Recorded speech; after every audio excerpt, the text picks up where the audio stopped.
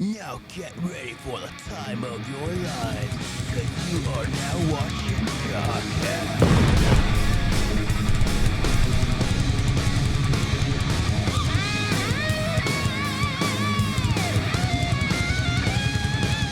Hello, everybody. Welcome to GAHCast, the show one of the hosts happened to make friends with someone just because of a Hatsune Miku t-shirt.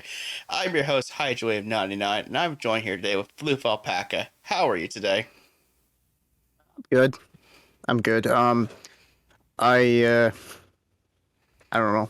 I had Chinese food today again. It's become a staple. There we go. I mean, that's always fun. And we get some General Tso's chicken or some boneless spare rib with pork fried rice. The latter, which is my specialty. Yeah, but I got the crappy one that, like, no offense to this restaurant, but I got this one that's like it has way too much fat in it, unfortunately. And I hate those types of you know, I hate those types of ones when it just has way too much like fat on the rib, I guess, you know. Right. As for myself, I mean, I've been doing pretty good. I mean, as mentioned in the intro, It's been an okay day, you know? It's been great. Sorry. Fucking Slenderman. yeah, of course. I mean, as for me, I've been doing pretty good, just been pretty busy and all that stuff. And, well, as the intro applied and the shirt I'm wearing, yeah, I wore this to my university and somehow, one guy actually found it of note and decided to want to be my friend for some reason. And here we are. Yep. And apparently this guy has a lot of Japanese culture stuff, and that's exactly why. And now I have to be worried about two weebs on the show. Well, fortunately, I don't think one of them, that friend I just made, is a content creator. I don't think he is. So you don't have to worry about him being on the show. You might witness him being in the audience, but nothing. Well, you see, the problem is the thought of it. It's the thought that counts. Right. So, anyways, no, I don't hate anime. Just if that person is watching, I don't. I'm just in it for the joke. And Slenderman constantly speaking into the shadows. Oh my god, that fucking thing! Holy shit! Every time we're talking, I just hear like, and it's much louder in real life than it is in the recording. Apparently, according to what Hydroid said. So yeah. But it gets worse sometimes. Like, fortunately, I could try to edit it out as time goes on. But unfortunately, I can't really log it constantly enough because, right, sometimes it happens way too frequently. Oh yeah. So what we just try to do is, as annoying as this is, we just try to make fun of it. Oh yeah. And hopefully that enough will keep people entertained. I mean, at least a little bit. Yeah. Fucking Slenderman. How entertaining can that be from 2012? Right. They made a few video games based off of him. And then somebody like photoshopped it in the background of like a old black and white photograph. And then the rest is history. Of course. And now we have Slenderman as a meme until I upgrade my computer. Yeah. And you know what's funny is you know what's funny? Speaking of Japanese and stuff, apparently a lot of creepypasta images are just like they're all just like supposed to be like Japanese memes from like the early 90s, apparently. Like, I remember watching a video where Jeff the Killer, the origin of that photo was some random mask that somebody made as a joke. And then somebody, like, edited, like, the eyeballs and stuff. And gave it a creepy wide grin. That's interesting. And I'm saying this while I'm currently cutting out a transparent PNG of Slenderman just to use as a gag later on. So, yeah. Fun times ahead. I mean, That's my life. besides spooky ghosts invading our entire time, I mean, we also have a new way to get in touch with at least myself. Hydrowave 99 here. It is now through the Hydrowave 99 Twitter. That's right. You too can now DM me on Twitter for just thanking us for entertaining you guys, or, you know, just wanting to chat with random things I post on there. And Slenderman memes. Yeah. Where is it now? Give me 1 second. Oh, it didn't. I don't think it worked. 1 second. Oh, for fuck's sake. Yeah, so until I can figure out how to get this resolved, we're going to be memeing on this popping noise for a while. Oh, yeah. So, I mean, we have quite a bit going on, you know, between the Hydra 9 Twitter being announced, and I did launch an ad for it, and I hope that one of these days, you know, I will, you know, be able to send these videos over to these guys, and hopefully some of you will come over and say hi. And, you know, I appreciate everybody who's checked out the Twitter post I made and checking it out. Yeah, certainly.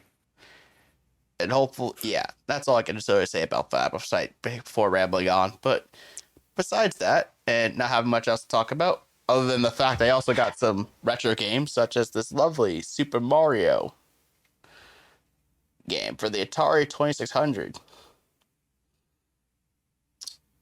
And it's the terrible version, apparently. Well, because it's on the 2600. Well, yeah, because we're talking about way back then, where arcade graphics were way more advanced than console graphics. Mm-hmm. So this was not the same exact version, the arcade version, which is technically the same thing that you would see in Slenderman, and also, you know, the arcade version you know, just the version you see in Super Smash Brothers or whatever, that graphic design.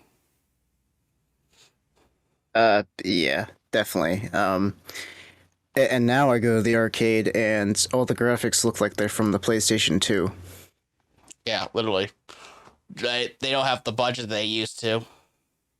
Yeah. But hey, whatever. Yeah. So with that being said, I mean, we have quite a bit of news today. I mean, we have to talk about, you know, PlayStation, Xbox supposedly going to implement ads in the free-to-play games. Some stuff regarding Halo Infinite. Some news regarding the Game Boy Advance emulator leak, which I'm sure is going to make a certain alpaca very happy when we talk about that. Yes. I wanted to talk about this, honestly. They saw something. And I'm excited because they saw something. But we don't have to get into that just right away. There's a few other small minor things first. Yeah, so, yeah, and we also have more, the never-ending quest of Activision Blizzard news and the story of Bobby Kotick. Which I'm never happy about. No. Some more news regarding Elon Musk and Twitter, and Google to block third-party calling recording apps. Also, we have some dance lessons from a certain K-pop band that I'm sure a certain alpaca would love to learn for exercise reasons on Apple Fitness Plus.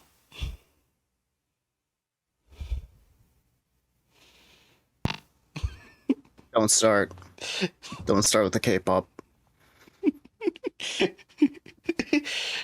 I will fuck you up. And then we have Slenderman still slowly speaking in the background. So with that being said, I think we can get started with the main news, and hopefully we can get through this fairly quick. And with that being said, we're going to start off with the free-to-play stuff. And before we get to the article of this week, this technically started last week when Microsoft is reportedly wanted to bring as the free-to-play Xbox games. And you can see here that, according to a report from Insider, Microsoft is reportedly working on a program that will let brands showcase advertisements within free-to-play Xbox games, and also Slenderman. Yeah. You can play Slender the Arrival for free. Exactly. Sorry. And they also mentioned how no one exactly knows how they're going to implement, brands, but the source also told Insider that Microsoft doesn't intend to take a cut of ad revenue and will instead allow the game developer and advertising company to share the funds. And they're hoping this will allow a way for free-to-play developers to get attracted to the platform and open up a revenue stream. And also, Microsoft will use the data it collects from Bing and other services for targeted ads on Xbox. And they say, we are always looking for ways to improve the experience for players and developers, but we don't have anything further to share. The Verge reached out to Microsoft with a request for comment, but the company said it didn't have any additional information to share beyond its statement to Insider.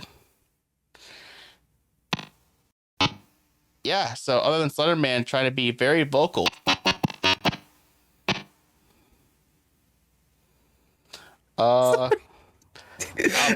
Alpaca, I mean, there's this on Xbox side, but also on PlayStation, which was just shown this week. We can see how PlayStation also wants to do the same thing too. And according to Advertising Insider, Sony wants to encourage developers to create free-to-play games by adding this new way to monetize them beyond microtransactions and battle passes. So what we know about Xbox's program, the goal for Sony is for the ads to fit within the rest of the game, like putting real-life ads on billboards and virtual sport stadiums. So it's also looking into, get this, rewarding players for watching ads and promotions with in-game items, including avatar skins. And comparatively, while we already know Microsoft isn't planning to take a cut of the revenue, Sony's still deciding if it will take a share. As for what companies Sony partnered with, one source in the report said that Sony has a strict vetting process for selecting ad partners, ruling out any company that collects personal information like email addresses and names. Sony's program is supposed to launch by the end of the year. And yeah, so what do you think of these two companies tackling the advertising issue and Slenderman being an annoying little... Oh, I mean, I wouldn't say I'm divided, because as long as but the thing is I don't think the strategy would actually work. Of course, I won't tell them that specifically, but I don't think it'll work that much, but because it'll be like advertisements, like it'll be like I think there was like an Uncharted ad where Nathan Drake was eating like a Subway sandwich, something like that. Yeah, that might work, but only very like very little. Like actually in game, he would eat instead of it being like a commercial. Right. Like I don't know. Also, too, I mean, another thing to keep in note, too, is that I know that the Sonic movie even had ties with Olive Garden, of all things. They really did? What? Yeah, literally at the end of the original Sonic movie, they actually had gift cards that they handed out to Olive Garden. In the movie. At the very end. Okay. But also, too, I mean, if you think about it, so long as the advertising can fit in the game itself, I can kind of see it not being so much of a problem. Except for Slenderman, because Screw him. Yeah, exactly. Yeah. Watch the video version. You'll see Alpaca just waving a random Slenderman figure. Oh yeah. It's the same one I said I was cropping out, and it's stunning and beautiful and brave. Look at this work of JPEG art. Yeah. Anyways, yeah, but I mean, I understand, ads in the actual in an actual video game, brand deals. You know how there was another game, I think. It had Pepsi in it. I think it was Shenmue. I'm not sure. Right. But there was a game with an actual Pepsi machine that you could buy from. If it's something like that where it exists and it's a thing, I guess, then sure, I guess. But just I don't know. I guess it's an okay way to get immersed into the game, because you'll be driving down through Night City and you'll see a billboard that has I don't know, Pepsi on it, or right. I don't know, absolutely, Coca-Cola, or why am I thinking of sodas and Subway? I mean, I had Subway yesterday, but why don't I just think of I don't know, right? What's another brand? I don't know. Let's just move on back to the topic for a little bit, because I have some more points I want to bring out. Anyways, so what I wanted to bring up was the fact that if this was an open world game where you have it in billboards like that, and suppose what I heard too and read, this could be something they'll update live. So if one advertisement runs out, they could just refresh the advertisement on a billboard. So say for instance, you're playing Fortnite, right? And next thing you know, there's a billboard and it advertises for a Hatsune Miku concert. But the next day, that billboard gets refreshed and then it becomes a Baby Metal concert. See what you did there. You fuck. I mean, also, and then it refreshes and it's a I don't know, an Adam and Eve ad. Right, provided it's an adult only game. But anyways, that's one of the controversies I think will arise if this happens. Adam and Eve commercials in Fortnite. Right. Or pre lobby. It's just a row of advertisements on the beginning island. Right. Also, too, I mean, if it's an open world game like a realistic Sega New York City, I guess it's working extremely well. Provided there's also Slenderman that also wants to ruin our entire recording. But we'll make it as entertaining as possible, so screw you. Oh, yeah. But also... Pop. Sorry. Also, though, if it's something to do with loading screens and... you get stuff after you watch them. This is reminding me of those free-to-play mobile games or certain apps where you have to watch certain things in order to get a currency or something like that. And I freaking despise that. I absolutely hate that. Yeah. If it was a loading screen, how in Fortnite you can customize the loading screens. If it was something choose to get ad revenue, get 10 V-Bucks or 1 V-Buck per advertisement watched or something like that, instead of having a custom loading banner, maybe that would work, I guess.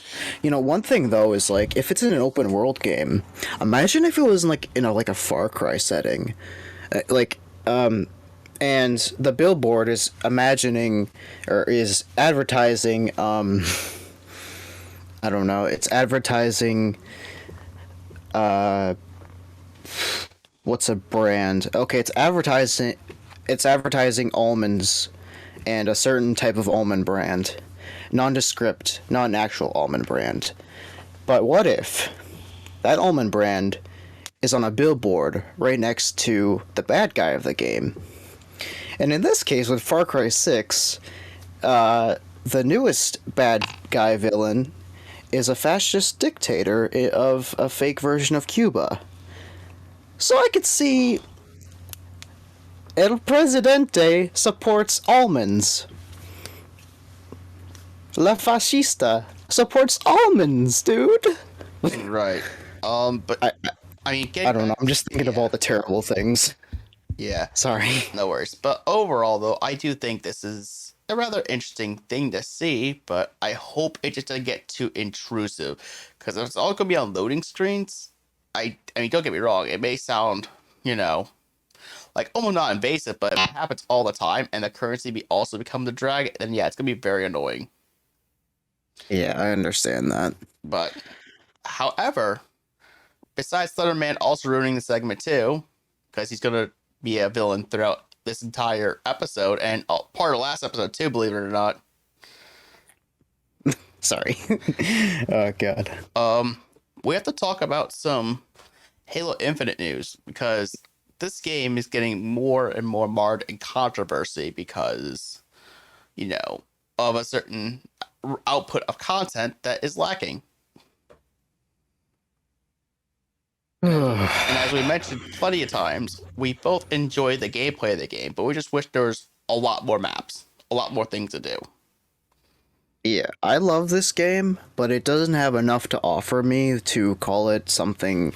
I understand the multiplayer is free, and I appreciate that they literally made the multiplayer free, and actually the gameplay is worth trying at least. If you're into Halo, it's like the older Halos with a mix of the newer Halos, but if you're just beginning like me, hey, it's actually refreshing compared to like COD where you're just some dude from World War II who can sprint faster than what's that sprinter?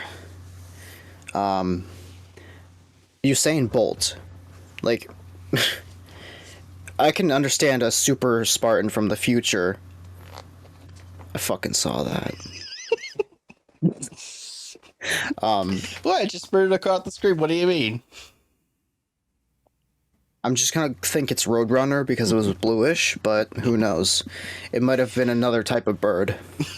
Anyways, what was I saying? Oh yes. Alright, so, I can understand a Spartan doing that and jumping pretty high, like on a moon or something, and surviving a lot of shots. But it's just like the other part of it. Like they nailed everything that's so difficult to get in a lot of modern games, I swear, and yet there is no content outside of what's already in the game, and it's been like 9 months almost, right? Right. So before we get to the roadmap, let's actually get to the modes they announced. And we got a few modes. First is King of the Hill. This is essentially there's a point on the map and the two teams battle out. The second mode they announced is Land Grab. This is where there are 3 neutral zones, and when a player captures the zones, it is locked and gives their team 1 point each. When all the zones are captured, then there's an intermission before 3 new neutral zones spawn. First team to score 11 points win. So this is similar to another mode that I know Alpaca especially knows of. And Do I look like I know what a JPEG is?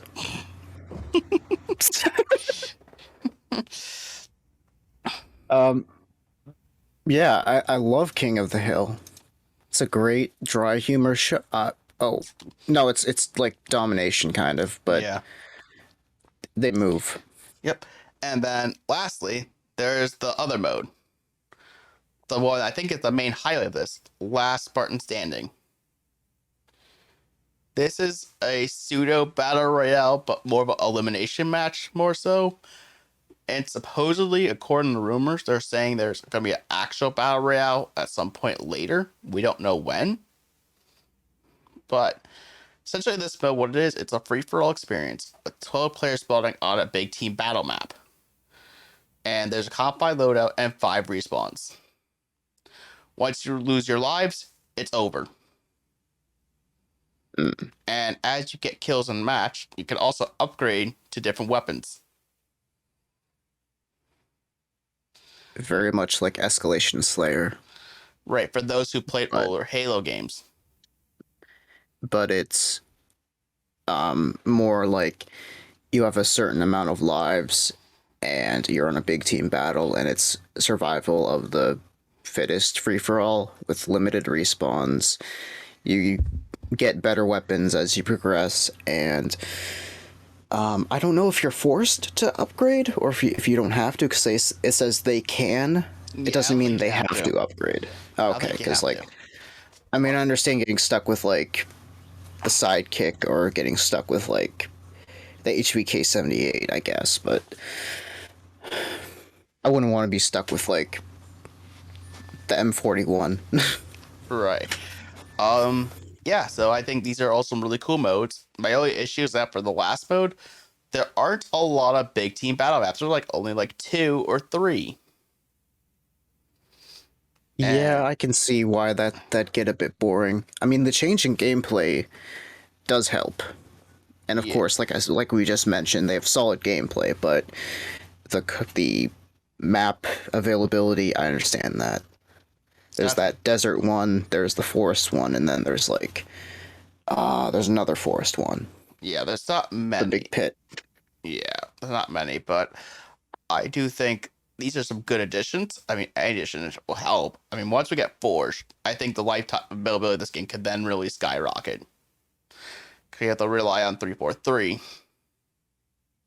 Mhm. But the other thing that's the most interesting is the roadmap. Now, if you go down to around, there's an image that'll pop up.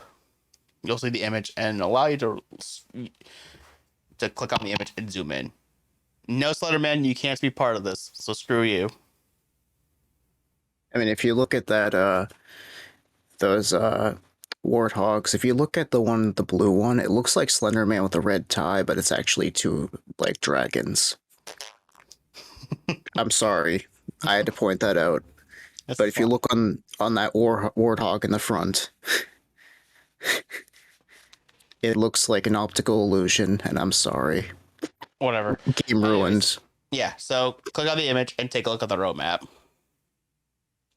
And you'll notice that this season lasts till November.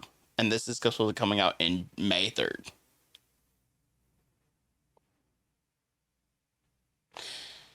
So you can see here that this season will last till November 7th from May 3rd. So, yeah, June, July, August, September, October, November. The season's lasting 6 months. And we only have 2 maps.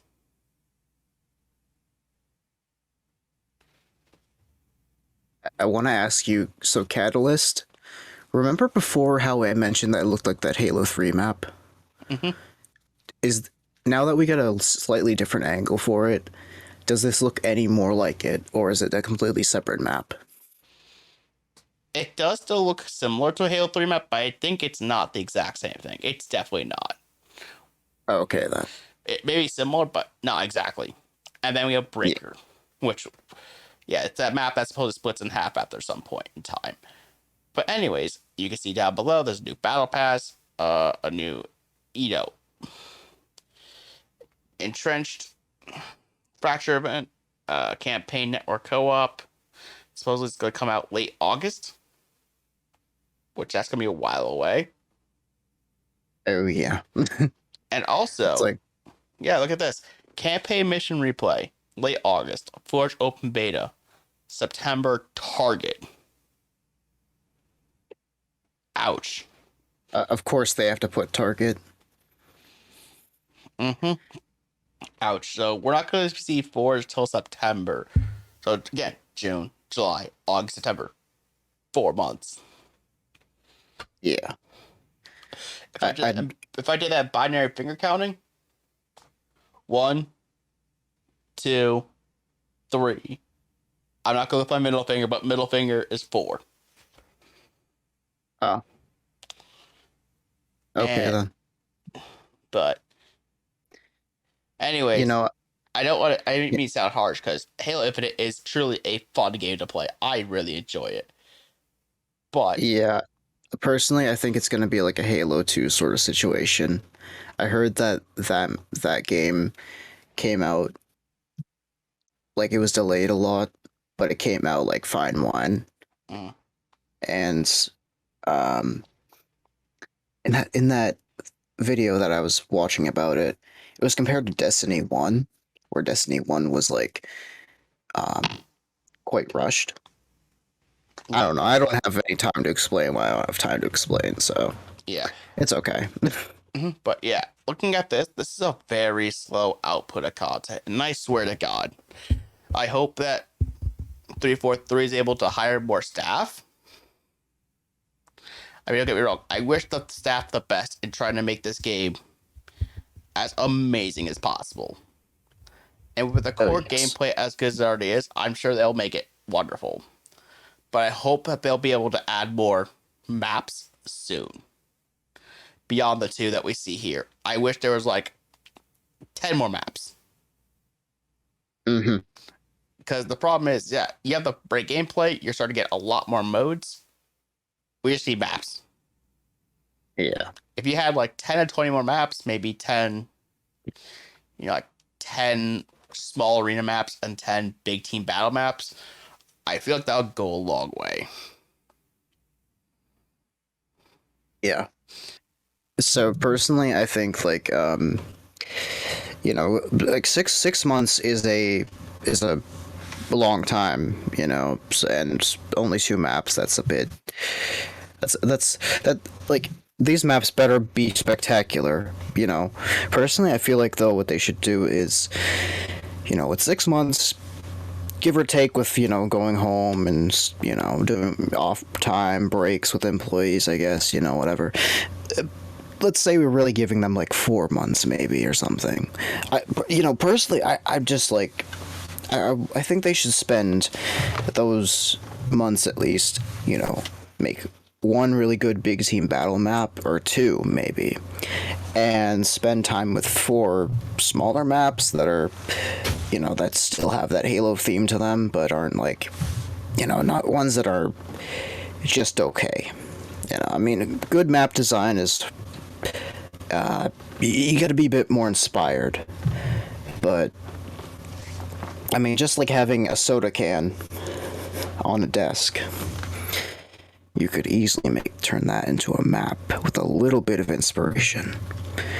What if that soda can, instead of you sucking out the soda sucks you?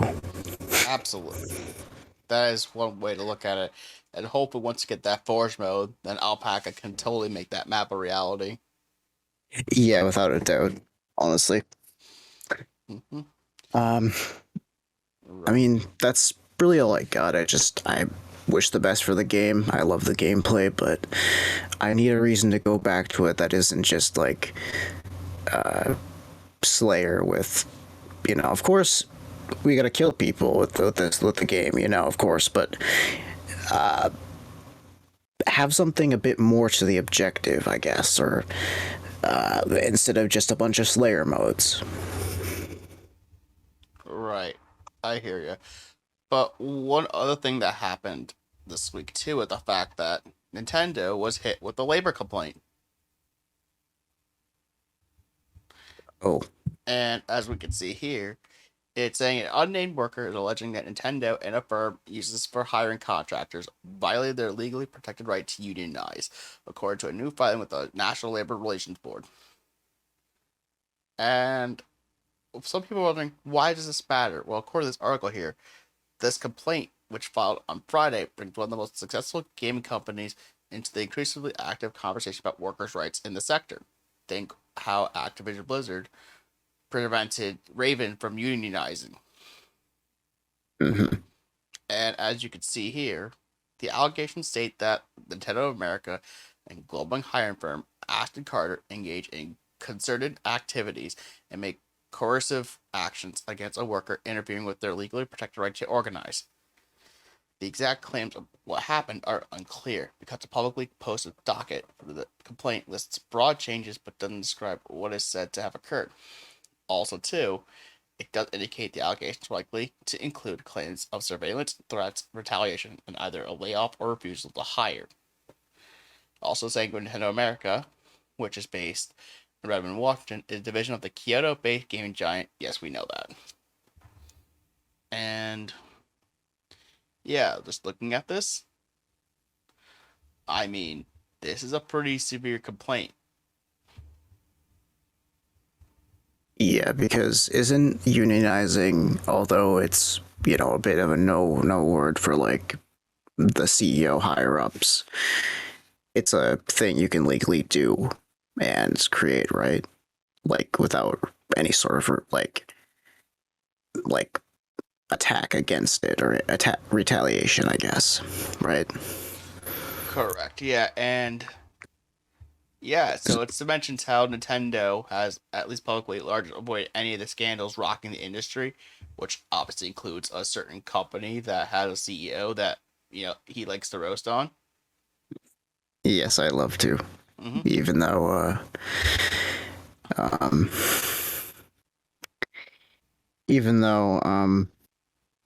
it's it's like eating cake that's sickly sweet. It feels good to roast him, but my blood sugar might be really high afterwards. Right. However, it's also mentioned from Steven Totilo, who also wrote the other article, that Nintendo told him who filed the NLRB complaint was a contractor who they say leaked confidential information and was dismissed only for that reason. Nintendo is not aware of any attempts to unionize or related activity. So you can see this excerpt that he posted here. We are aware of the claim, which was filed with the National Labor Relations Board by a contractor who was previously terminated for the disclosure of confidential information and for no other reason. Nintendo is not aware of any attempts to unionize or related activity and intends to cooperate with the investigation conducted by NLRB. Nintendo is fully committed to providing a welcoming and supportive work environment for all our employees and contractors. We take matters of employment very seriously.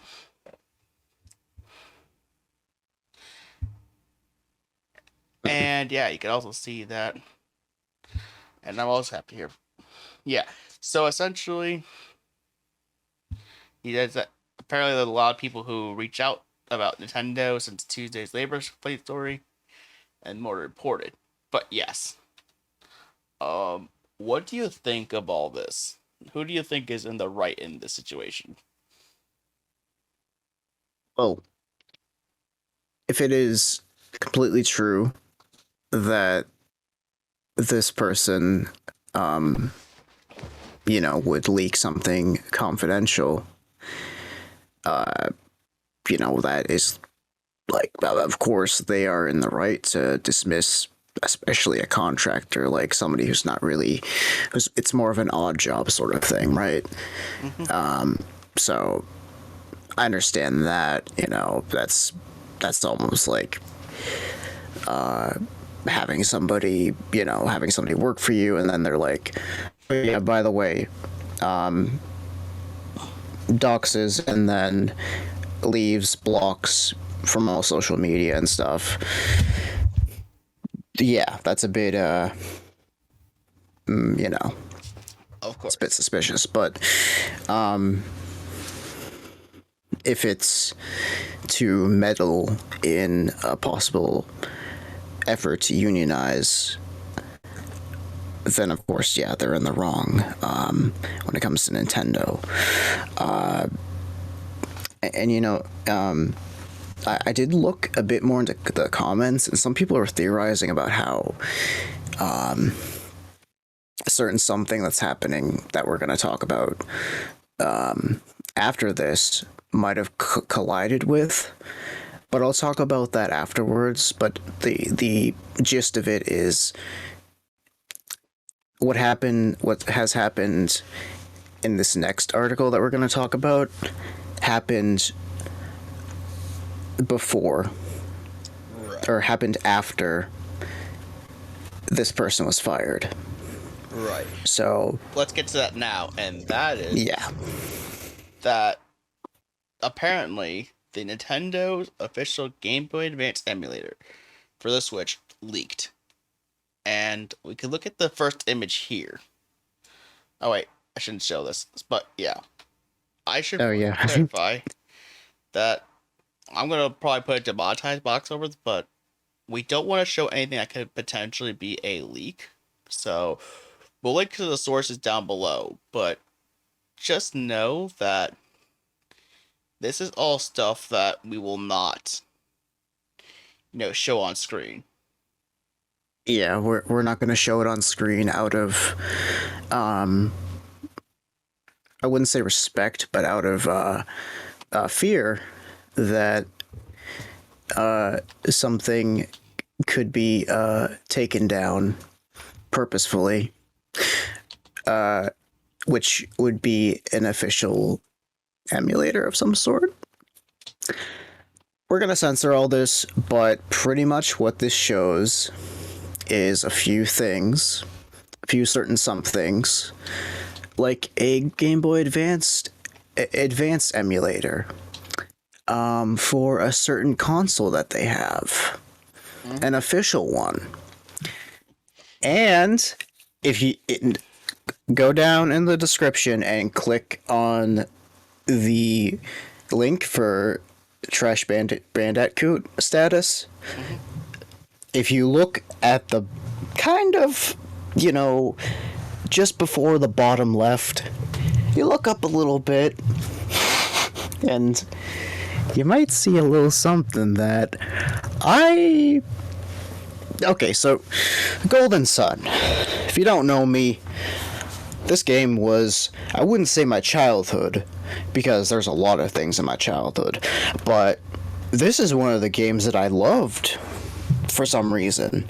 It was a pretty fun RPG. It was kind of like an open world game before, you could, explore a 3D world. It was like, it was like really cool. And give me 1 second. So there's 2 books to Golden Sun. There's book 1 and book 2. Book 1 is where you play as Isaac and his friends, and you're sent to, lighthouses. There's like this magic energy called Synergy or something. I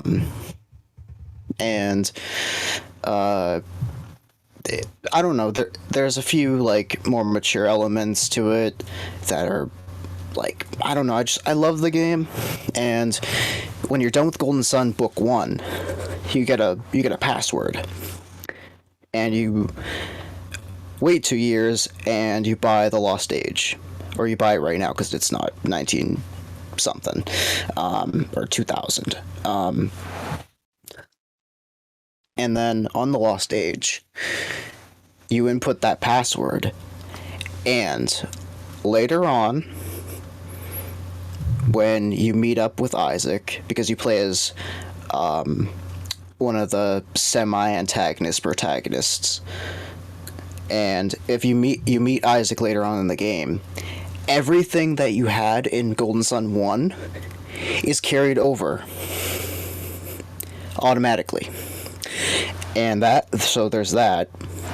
And if you did not play Golden Sun 1, certain events in Golden Sun 2, or Golden Sun The Lost Age, won't happen if you don't input that password. So it's like DLC before DLC if you bought the original game. And it's just like fucking mind-blowing. And I don't know why it's mind-blowing, because it's just a fucking password, but holy crap! I don't know. I loved it. I love the characters, and it was fun. And also, if you said no one too many times, the old guy in your party would get angry at you once you found Atlantis. So, yeah. That's funny. But yeah, the list of games they have for the Game Boy Advance that they have here is really enticing. Like, you could see on here, like, they have, like, various, like, they have Mario Kart Super Circuit, Mega Man Battle Network 2. Why not 1? I have no idea. They also have Super Mario Advance 4, Super Mario Bros. 3, which is, like, a Game Boy Advance remake of Mario 3. They I hope have. they don't have. I hope they don't have the Super Mario Bros. 2 for the Game Boy Advance. I don't want to hear Toad screaming in my ear every time I pick up a fucking plant. Like he sounds like what's the singer to AC/DC? Right. He sounds like him, but screaming infernal death noises version. Right. There's also Super Mario Advance 3. We have Mega Man Zero 3. Why not the other ones? I don't know. There's also, of course, the Golden Sun game that we just talked about. Kirby and the Amazing Mirror. We got Castlevania Aria Soro. Fire Emblem Sacred Stones. Astro Boy Omega Factor. There's like a ton of different games on this service that this leak supposedly contains. And if all these are true, I mean, oh, and of course, Pokemon Pinball. I loved that game. That was a jam. But imagine if this list is true and Alpaca gets Switch. He can play Golden Sun on the TV. Yes, and I can actually let's play it and enjoy Camelot before they were relegated to playing or making Mario sports games. Of course. It feels like it feels like they were like, I don't know, they were put into a trade, and now they're just doing things that aren't good. Right. Anyways, Yes. I think at this point we can start moving on to official content that sure. is a bit relegated to speculation territory, but my god. I'm sure Alpaca can go on and on about a whole Golden Dun discussion if he wanted to.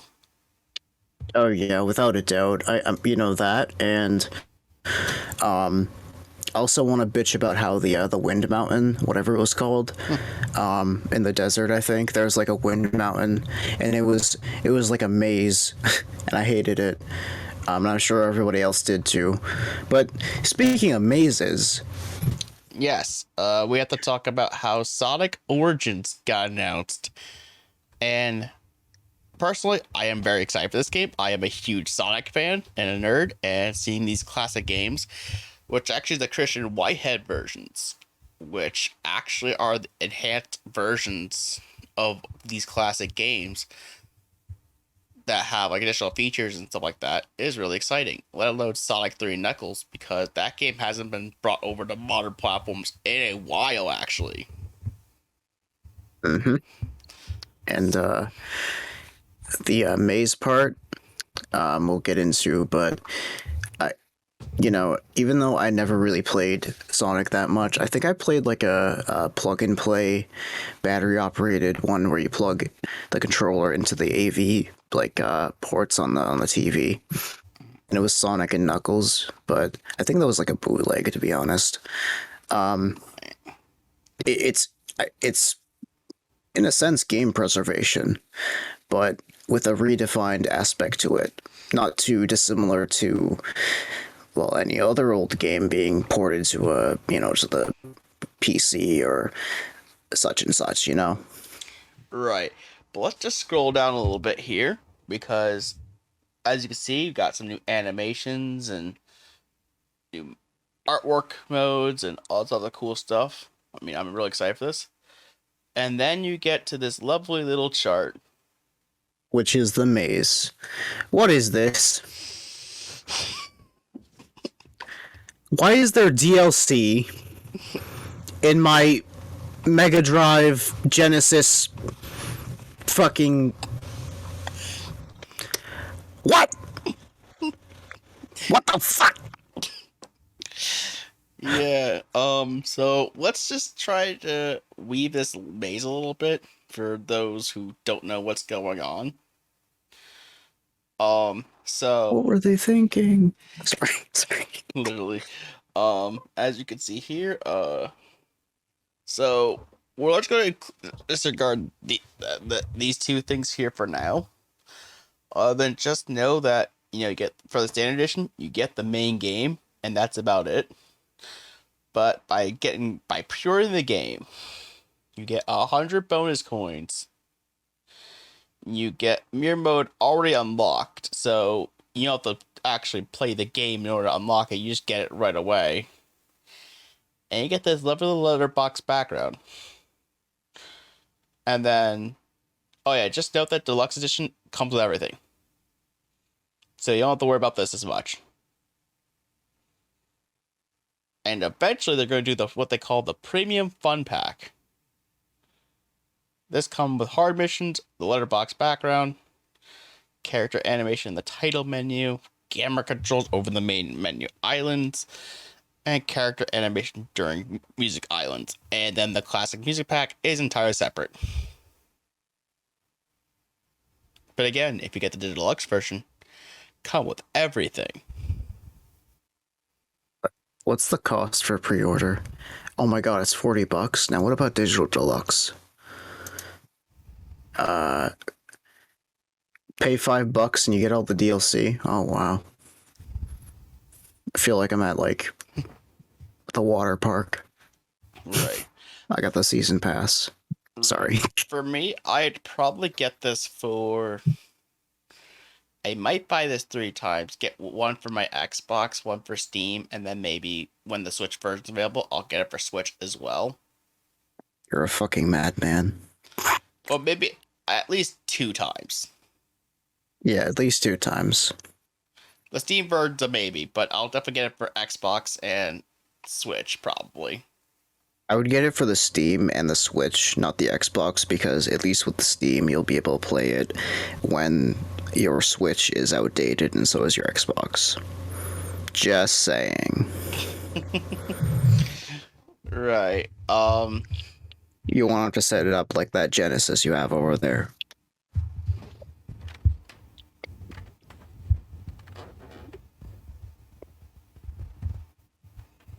Yes, the Genesis with Sonic 3 and Knuckles already in the cartridge slot. For some reason, I thought that poster said cunt, and I was like, am I seeing shit? Sorry. I think the thing that's below it is actually columns. I don't know if you saw if it was the game. Yeah, that might have made me think that. My brain's been fucked up since, I don't know. Right. So overall, I mean, again, I am really looking forward to this, but I understand this chart's very confusing. I don't know why we have to deal with this chart. Yeah, personally, I don't understand it. Just, like, I don't understand why you'd have to, like, the Premium Fun Pack, I understand if there's DLC missions, like, that were not in the original games, but, like, with hard missions, I mean.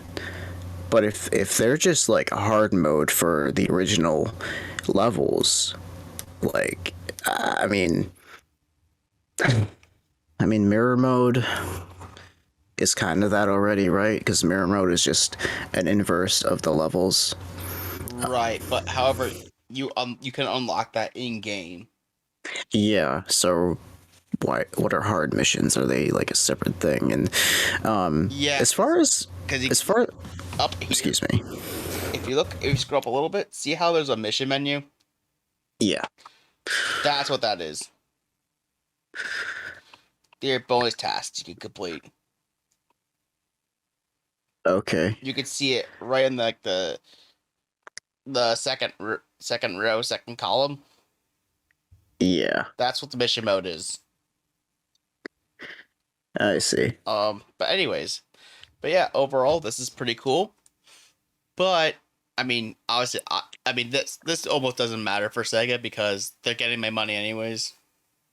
Oh yeah, and I will probably pick it up just because, I don't know. It's fine by me. You know, I never really was too into Sonic, but that doesn't mean I can't start now. You know, especially since there's movies coming out and stuff that, you know, Sonic might actually be something to get into. You know, I know that there's like a bunch of joke memes and all that stuff and chili dogs and whatnot, but honestly, Sonic's an okay character. You just made my bobblehead very happy that you said that you would be able to try his games. Well, I mean, at this point, I feel like I'm being, I don't know. I feel like I'm being too generous then. I mean, also, you might have made my Sonic Pop figure that's still in the box happy. That's good.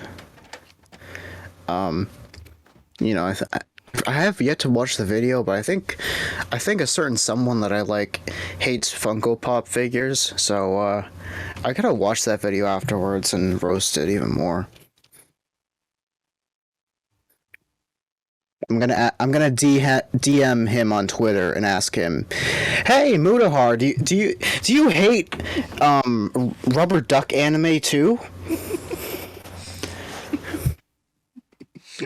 Anyways, you were saying? Yes. I'll go put this back up. Sorry. I'll just go put that off to the side. We're gonna move on to the other part of the Sega news. And that's we might have an idea as to what games are part of the Super Game Project.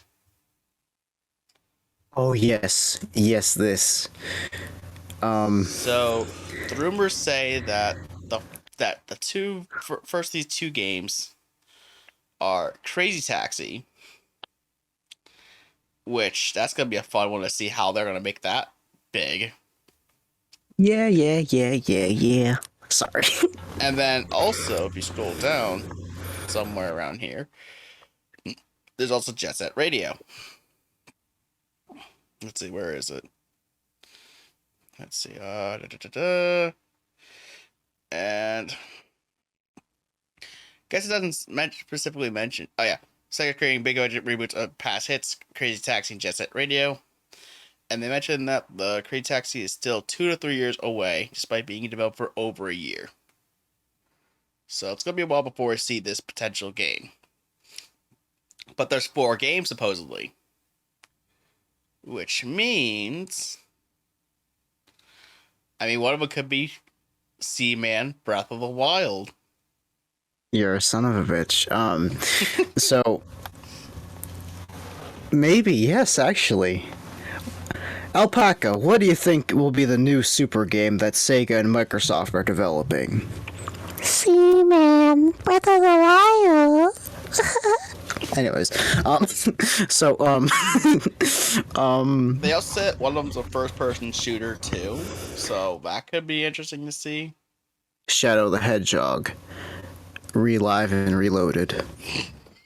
So, Oh my god, you're trying to make Shadow the Hedgehog now a first-person shooter character? Ouch. I mean, I'd say a joke, but I feel like it'd be way too offensive about Shadow the Hedgehog, so I'm not gonna. But Shadow the Hedgehog with pumped up kicks playing in the background. Anyways, anyways, moving on. I don't know. You know, if they do that, Mr. Fishy, with a photoshopped face on it, then, I'll be very happy. But if not, then, you know, what if they, like, I don't know, have they, is it, like, I wonder if it's gonna be, like, all reboots, or if it's gonna be, like a revise of what they have. So I'm just gonna look up Sega FPS games, and okay, Not really gonna be anything. Yeah, they don't really have much in the way I see. They've got like something called Astron Belt. Yeah, Sega. And you're thinking too much in the Western sense because Japanese developers haven't really delved much into the first-person shooter genre. then maybe Metalhead, because Metalhead looks like looks like I don't know. It looks pretty cool. Right, it's not gonna be a reboot. It's not gonna be a reboot of a first-person IP that Sega has because they don't have any. I see. So Alright, I would just largely ignore first-person shooters from any of the Japanese developers because they don't really have anything. but what if they give Edgelord Sonic Emo a gun, dude, and say, "Look through the eyes, behind blue eyes, Limp Bizkit edition." Sorry. I mean, that could be the only exception to the rule, but honestly, looking at this, I mean, Jet Set Radio is going to be interesting to see if this actually is a thing, because the soundtrack for that is going to be very interesting, and so is Crazy Taxi. Oh yeah. Like, imagine they made this like a Crazy Taxi reboot. It's like it feels like a total remake. You got the whole soundtrack from the original Crazy Taxi right in this game, Mm-hmm. along with like the sequel, because there is a Crazy Taxi 2. It's on Xbox. Yeah, and I think there's a third game as well. Yeah, they had a couple of mobile reboots and shit for that. But Yeah. I would say if you get the soundtrack for all these games, and then along with some new tracks, that'd be pretty interesting to see. I mean, there's also a chance that we could just get some Green Day tracks. That'd be fun. What? You popped my airheaded bubble when you said Green Day tracks. What were you saying? Yes, I mean, if we can get maybe if you can get some like punk artists, you could probably get on there. Maybe Green Day, possibly. You could Yeah. you could probably get maybe early All American Rejects. I think like Dirty Little Secret, so it could be pretty fun to jam out to. But just like any sort of like punk rock sort of music would be really good for this sort of game reboot. I do not want to see much. I personally would not like to see much rap, considering punk rock has been in that series' DNA for too long. Yeah, but I feel like if it's a reboot or something, then they might change a few things and allow some rap through. Like maybe like 90s, like sort of hip hop ish, sort of. Could potentially work. Yeah, because I'm gonna be honest, like I actually don't mind that sort of like. I'm not sure if it's really that, but it's like I don't mind rap that's like more hip hop ish. I don't mind it, but if it's like Honestly, though, like mumble mode from Lego Star Wars, then I don't like it. But I was gonna say honestly, I think hip hop makes more sense for Jet Set Radio. yeah, That's or they could. that's a Yeah. good Jet Set Radio thing. I don't think Crazy Taxi would delve too much into that. I think that's a Jet Set Radio thing. Which I wonder how that's going to work, considering the fact that you can't play the original ones on Xbox because of licensing with music. Oh yeah, or they could like delve into death rock and I don't know, Misfits. I don't know. This duck right here might answer your questions on that front. I will corrupt that duck with Daft Punk. She will know, and she will become the jukebox. Which really what that means is I'm gonna drill like a hole in it and then shove a Bluetooth speaker in it and create a hole for the USB to plug into it. Right.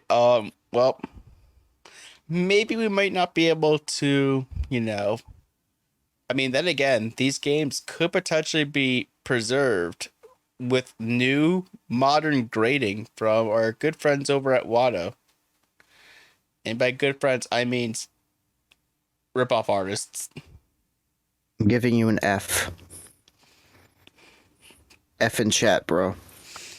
Yeah, so, ladies and gentlemen, apparently WATA is going to start grading modern games.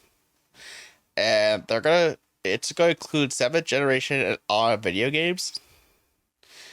And this is including PS3, PS4, PS5, DS, Switch, Xbox One, and Xbox Series X games.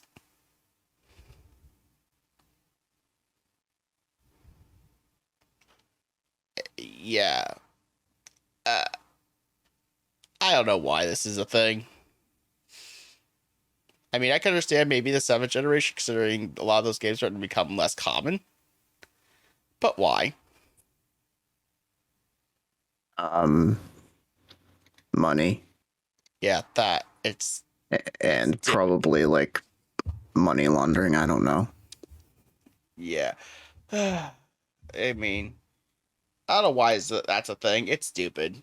I think you could agree with me too on this one. So what we're I, gonna see is just imagine just a random Xbox Series X game. Like maybe someone's gonna buy a sealed copy of the Xbox One version, and this one sealed copy of this game is gonna be worth $2,000.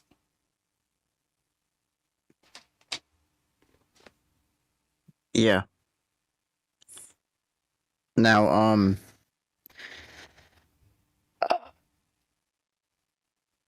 now, about that, what amount would you give me for a sealed mint copy of ET for the Atari 2600? I wonder what their modern grading would be for that. Honestly, if we think about the fact that a good chunk of it was actually found in that landfill, because that actually is a real thing, by the way. That landfill. Yeah, I know. It's a very popular story. I've heard of it on many occasions, and I'm like, you put plastic in a landfill, just harvest the gold from the cartridges and melt it and make somebody happy. Melt it and make like 3D print like an ET and like Right. paint it. All right, and now it's a legit thing. So it was dug up and confirmed to be real. So Atari actually buried a bunch of ET copies in a landfill. Yeah. But anyways, yeah. So that game is probably worth quite a bit still. But Yeah. I mean, I think the next time I try and find Atari games, I want to target Pac-Man and ET just to have as part of gaming history. Under my bed, I think I actually have a box for Atari games. I'm gonna go see if ET is in them afterwards. And if it is, holy shit. Yeah, it's a common game. Like ET and Pac-Man are actually barely common. Man, I wonder why. Much like how Cyberpunk is counted really commonly. Yeah. But speaking of which, what if you could say earn something while you're playing your video games? Because, ladies and gentlemen, Square Enix and Activision Blizzard have piqued some interest in this category. So, what a lot of websites do already, sometimes. Oh, you'll see. So, ladies and gentlemen, we have two companies, Square Enix and Blizzard. And according to Square Enix's president, Yosuke Matsuda, he wants to create play-to-earn blockchain games.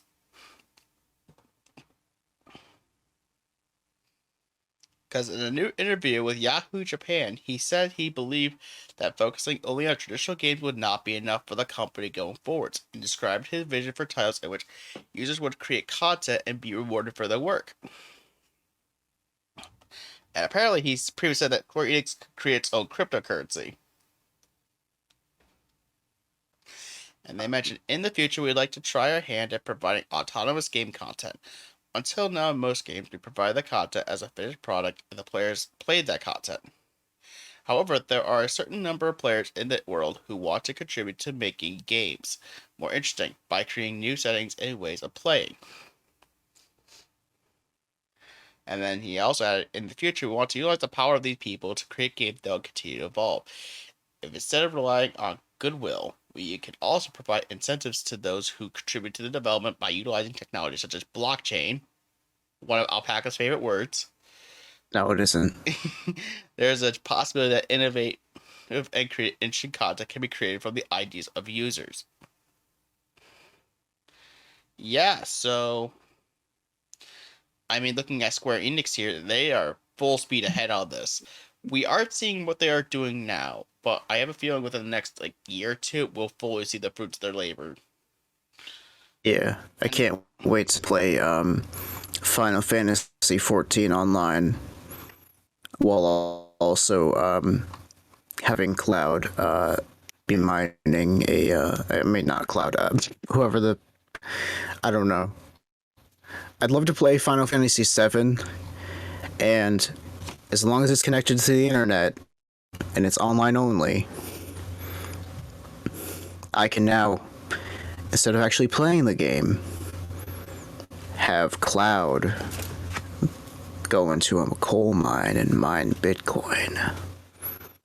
It'll be new and innovative gameplay, dude. Right, and what? Sorry. Right, but this will mean that if you've seen some of these, I don't think Final Fantasy 14 is confirmed to not have this technology, so we're not going to see it in Final Fantasy 14. Whatever the next online Final Fantasy game is going to be, we'll probably have this.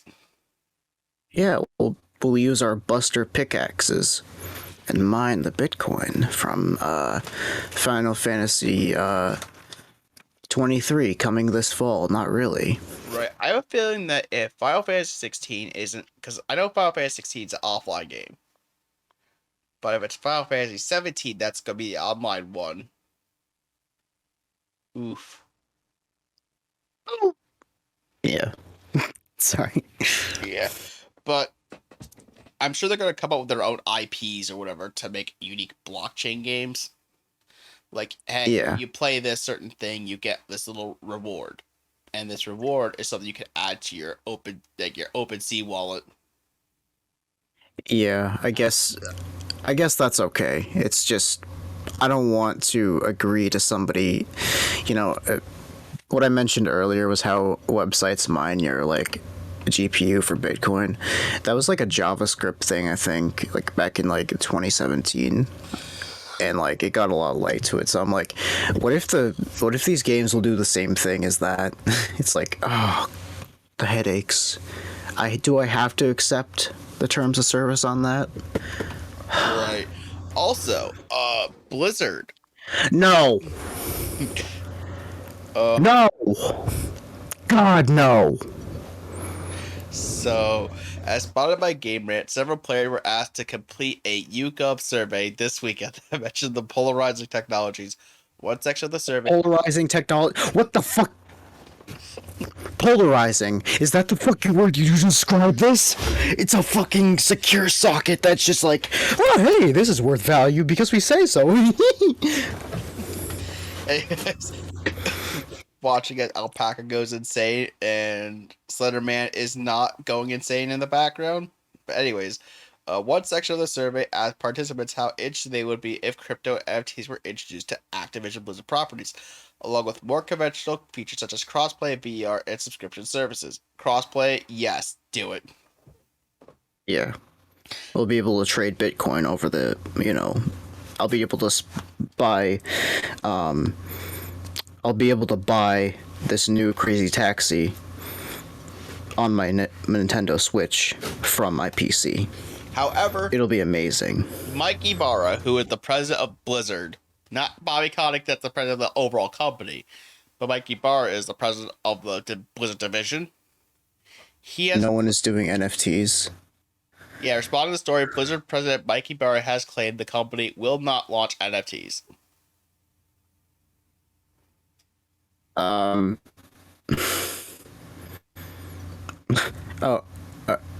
mean, yay. And then if you scroll down a little bit more, all the way. I saw Ubisoft Quartz. Well, not only that, but you could see someone screenshotted the survey. Yeah. And he says, so it's from, according to Tanaka, he screenshotted this. So it seems Activision Blizzard is trying to see if players are interested in crypto and NFT games. I got a survey from them, and it is on the survey. I said very disinterested in them. And apparently, according to the Game Developers Conference's annual State of Game Industry report, which asked over 2,700 game developers about their work, the majority of those surveyed have no interest in them. Yeah, it's okay. 70% response replied not interested. So, yeah. Essentially, not many companies are interested, and it looks like Activision Blizzard, well, at least the Blizzard side, is not very interested. So we see one company that is very bullish about this, and another that isn't, as far as we could tell.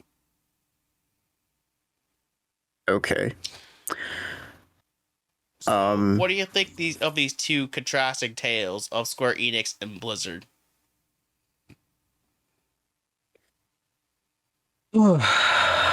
Okay, so with the Square Enix thing, you know what?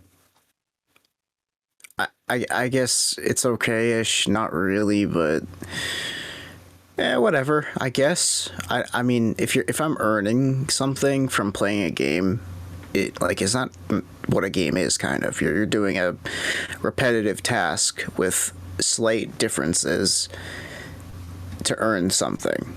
Right. And then you're repeating that repetitive task a little bit harder with extra things added to it, and it just keeps on going till there's like a climax and then falling action. I mean, I guess I'm okay with it, but when it comes to like, I don't know, do I have to accept the fact that I would be earning, like, would I be earning like in-game currency from it? Like, would it be like mining my GPU and saying, hey, by the way, here's some credits, like you mentioned, it'd go to your OpenSea account, or wallet, I guess. And as far as the Blizzard thing as well, if this poll says that 70% were not interested at all, and that's an overwhelming majority, that's 20% over half, and 21% over people who are meh about it, or somewhat interested, I guess. Mike Ybarra confirming that no one is doing NFTs. I don't know. It just, yay, I guess. I don't know. Right. Well, he's saying for now. Yeah. Right now, as you can see, he's claiming that they're not working on it, but that could mean anything. For all I know, maybe there's something in the background that they're just experimenting with, and they're not going to say that what their final results are.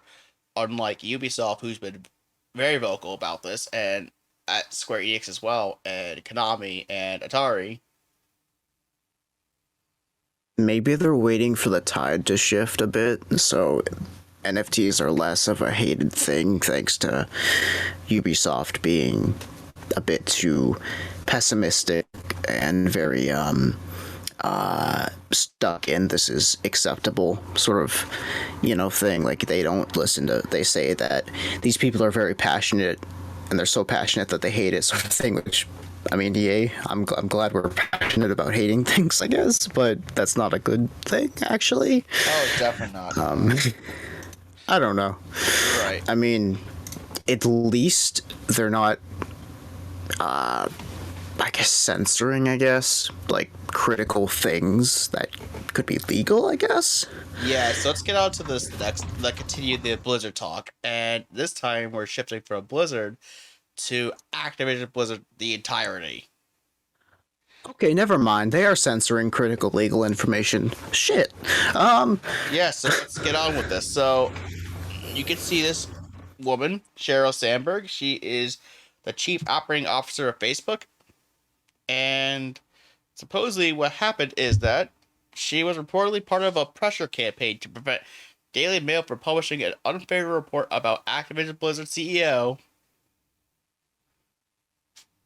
Bobby Kotick, according to a Wall Street Journal article published on Thursday. Allegedly. Yes. And now Facebook is reviewing whether Sandberg violated the company's rules.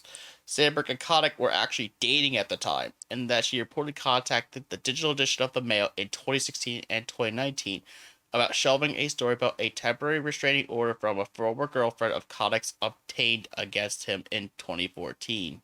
The journal cited unnamed sources involved in the article and the campaign to stop it. Sandberg and Kotick reportedly worked with a team including Facebook Activision employees to devise a strategy to convince the Mail not to publish the article. Sandberg's advisors were worried it could reflect poorly on her due to her reputation advocating for women. And obviously, we can see all this stuff over here. And yeah, that's one part of the situation. Another thing that happened is that the judge dismissed the class action against Activision Blizzard's sexual harassment probe. And supposedly, a California judge did, at the time the article written, granted Activision Blizzard's motion to dismiss a class action lawsuit filed by investors who asserted the company misled them about sexual harassment allegations at the company, including probed by the Equal Employment Opportunity Commission and California's Department of Fair Employment and Housing. First reported by Bloomberg Law, the judge ruled that the plaintiffs failed to meet the threshold to pursue their claims under the federal securities law. And yeah, so essentially what they're saying here too is first filed in August 2021, which we were around during that time, by a group of individual investors that include Jeff Ross and Gary Chang. They alleged that EEOC and DFEH probes were intentionally downplayed by Activision in SEC filings, which calling them routine. But the judge argued these investors claims to be an example of fraud by hindsight, wherein companies which suffer bad outcomes are unfairly accused of having been able to predict them. Plaintiffs contend that the media's reaction to news of the regulatory investigations and defendant statements in response to the DFEH action belies any notion that the regulatory investigations were ordinary or routine, but such allegations constitute fraud by hindsight and absent particularized temporal facts are insufficient to support claims of securities fraud. So pretty much what it looks like it's saying is that they dismissed it. It's not going to continue forward. Because they view that their claims are insufficient. And also, in the continuing ever-growing saga Activision Blizzard, Raven QA Union vote removes forward with NLRB approval. And as we can see here, as reported by the Washington Post, the National Labor Relations Board had ruled that Raven Software's 21-person quality assurance unit can move forward with the vote to unionize. And as you can see here, it also mentions the NLRB rejected that logic, and all full and part-time QA workers at Raven have until May 20th to return their ballots, with a count taking place on May 23rd.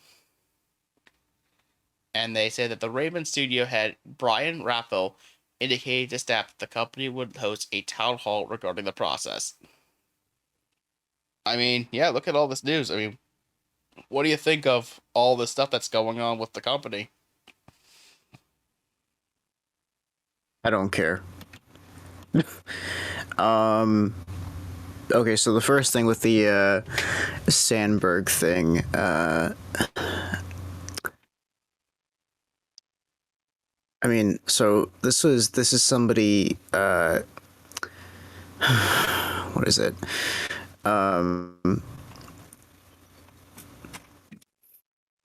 This is somebody telling, the Daily Mail isn't really reputable anyways, right? Like, compared to others, right? I would still say it's a reputable source. I mean, our charts, our media biases charts, we haven't really gotten to see if they are, but I would assume they're pretty reliable. But... Okay. Well, then yeah, there's probably reason to believe, I guess, then. But so what she's trying to do is, so they said, don't, she said, don't publish this thing, because you're gonna make my my boyfriend or whatever look bad, and I advocate for a woman, so that's it. Is that kind of how it goes? Because if that's the case, then that kind of says a bit about her compared to, I mean, I understand she probably wants to seem inclusive and stuff, and that's okay, I guess, but you don't have to, you gotta be genuine, I guess, But it says that it never happened, I guess. Conflicting accounts, blah, blah, blah. Just, I don't know. I don't care. It's nothing that would affect anything substantially, I feel. As far as the dismissing, I can't speak. As far as this second one, it's like I said, it doesn't change anything. I swear, it doesn't really change anything. Right, because it mostly impacts investors not receiving the full information of their investment. So in a way, it's actually screwing over shareholders of the company. Yeah, it's... Yeah, I guess. The third one, however, I think is probably, based off what you're thinking, is the most impactful. Because they can unionize, that means they can fight off any corporate greed, which, as Alpaca would usually say, is good for the player. Yeah. So, yeah, maybe this last one is fine, but... we won't see the full results of this until May 23rd. Yeah, so, we'll see. We'll be keeping up with this Activision Blizzard saga, and we will be reporting on this when that time comes. Without a doubt, yeah. Mm-hmm. All right, on to Oculus. Yes. Or Meta, I guess. Yeah, because they officially changed the naming of Oculus Quest to Meta Quest. The Meta Oculus Quest 2 or 3, I don't fucking know. It's 2 still. Son of a bitch. They really need to upgrade. Not really. Anyways. Well, actually, to be fair, I mean, I did buy an Oculus Quest 1 before, the 2 got... Right before the 2 got announced. Are they discontinuing any support for it? Or is this still a thing? Yeah, I should be able to get updates for it, so it's fine, but... No, that's good then. Yeah, but some of these games that they're going to show later on are likely going to be for the 2, so there we go. Yeah, which, hand tracking API gets an upgrade. Yes, and once I'm able to refresh the page, then we will definitely talk about it. Yeah, there's a lot of YouTube videos here, so that might be what's being a bit, Maybe. Is this the one where you said that they were making it so you could, use your actual hands or something? Well, you've been able to for a while, but this is improving upon that. Oh, so it's okay, so the Kinect sort of thing was already there, right? Yeah, so you can already navigate menus and everything with your hands and whatnot with the headset. In fact, my headset even can do that. Oh, wow, that's pretty cool. So they're going to make it even more accurate and easier to, calibrate perfectly, I guess, right? Correct. Not only calibrate, but they're improving its accuracy and giving it more functionality, like games can add the ability to high five and stuff like that. That's pretty cool, actually, like that. So you don't even need a controller for the menus, right? Correct, yeah. So I got the article over here, and you could say, we envision a future where your hands are able to move as naturally and intuitively in the metaverse as they do in real life. Yes, one of your other favorite terms. No, fuck this. No, you had to say the big no. I'm fucking leaving. Here, I'll be over here, and Slenderman T-posing in a strip club red sort of bathe light can just stand there and take my place. You can probably see my ass bulging out the corner, but that's okay. Actually, no, I can't. But that's good. I mean, do you want to? No, I'm just kidding. Over the past few years, we made major strides making that a virtual reality, beginning with the introduction of hand tracking Quest in 2019. So this has been a feature for 3 years. And they're actually unlocking major improvements to our hand tracking API. present platform's hand tracking capability, including step change improvements in tracking continuity, gesture support, movement, and performance. This update also allows fast and overlapping hand movements, enable clapping and other hand overhand interactions, and opens up nearly endless object manipulation possibilities. So, like, you could grab a torch off a shelf easier with your hand. Oh, okay. I see. Also, if you've already built hand tracking into your apps, you don't need to change any API calls. So you could just change development, and you could see like the various videos and like what they've been able to do here. Mm-hmm. And yeah, so I'm not gonna go through everything on here, but based off what you see, I mean, this is a pretty impressive improvement to, you know, high five people and improve the ability to grab objects. Yeah, I mean, it's okay, I guess. I like it. I'd love to see for a day, actually, let me get closer to the mic. Let me just, all right. Fuck off, Slenderman. I mean, you're safe to come out in the light. I'm not going to say that word for a while. Oh, that's good. Anyways, back to normalcy. I mean, I don't mind it. It's pretty cool. I like the idea of Kinect 3.0. And I don't know why you're laughing, but I can only assume that I didn't see something out of the corner of my eye that I should have, but thankfully I didn't, so I don't have... Okay, good. Good. I mean, do you want me to aim my camera towards the action section of my desk? I want you to aim it toward...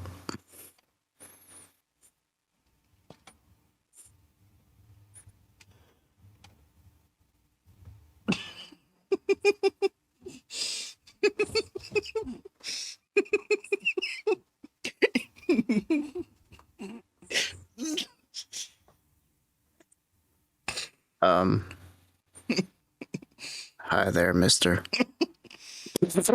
I mean, you should be safe to come out, because I'm not going to say another word. I mean, the main word for a while. I mean, you just have to see my action section. So, anyways, back to talking about meta.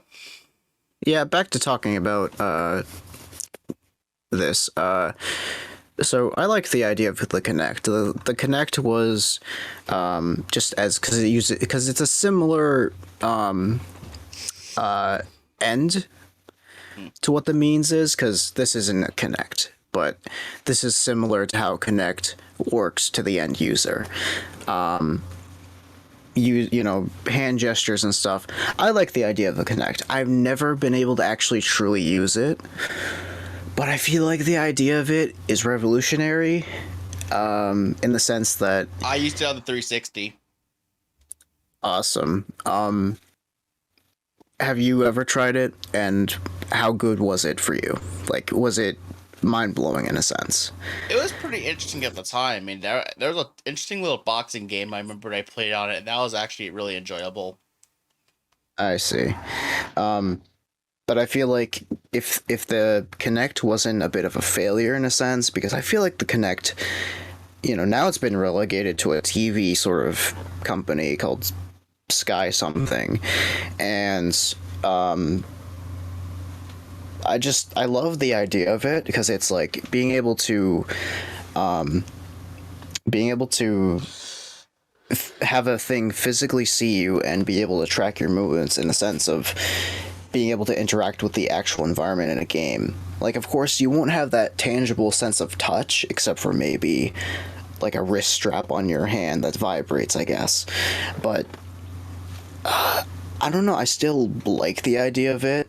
I just, I'd love to see it developed further. Hell, I think I saw an advertisement. They had this full body suit that had a way of making you feel the game through vibrations, pulses, and little tiny pistons that made you feel touch, I guess. Made you feel the force of the in-game object. And I love that. it would be so freaking cool to experience that, because you could do so many things with it. I know some people are really horny, I guess, and I am too sometimes, but I'm thinking more like being able to feel a rock wall and climbing it sort of stuff. And yes, feeling the touch of somebody, I guess, is fine, but actually being able to feel the tactileness of a keyboard in a game, except you're playing it in real life, but you're not. And actually having the feeling of, patting somebody on the back and hugging them, and feeling the sensation of water dripping down your neck, and I'm going off the fucking rails, anyways. So I mean, if it's getting the sense of virtual avatars from VR chat, not only VR chat, rubber duck chat, shit. Not only rubber duck chat. Maybe I should say the word. Screw it. Yes, I know, from the Metamucil, whatever, Metaverse. Oh. So, therefore, if there was a Felix from RE0 in the Metaverse, and you felt that person's, presence, using... I know what you're getting at. I know what you're getting at, and... I wouldn't be opposed to it, because it would be very revolutionary. Well, speaking of revolutionary, let's go talk about some experiences. I say it's an evolution. Sorry. So, they showed off Ghostbusters VR. What? Oh. Fucking the fucking Ghostbuster thing. Oh, that's fucking great. He looks like a minion. Mm. Right, so there's that. And that was part of their last surprise of the presentation. So this was actually a MetaQuest gaming showcase, by the way. And this is the part of their last surprise. Is Bill Murray in it? I know he hates Ghostbusters and he loves it at the same time. Doesn't exactly say who the actors are. Mark Zuckerberg. Let's just move on. There's also... Hi, it's me, Mark. Hi, Mark. There's also I'm done. Walking Dead. There's also The Walking Dead, Satan Sitters Chapter 2. And that's been something. I don't know what this game is. I have not played it, so we're going to move on from there. There's also Bone Lab, which is actually a sequel to Boneworks. Ooh. So, I know someone who'd probably be enjoying this one. I guess so. Anyways, and there'll also be mod support. Huh. So, built for both Quest 2 and PC VR. So, yeah, if you get a VR headset, you can actually play this. That's pretty nice. Yeah, and like I said, there's mod support. You can get custom weapons and maps and avatars. So, yes, us two can mod Hatsune Miku into this game and have lots of fun. Yeah, that's pretty neat, isn't it? It is. We also have the NFL Pro Era. And apparently it's a licensed NFL VR game, so good for football fans. I'm going to skip that one. And this is the one that the two of us are going to keep joking about. And this was premiered at the Game Awards last year. And they hit us with news that it's going to be out by the end of 2022.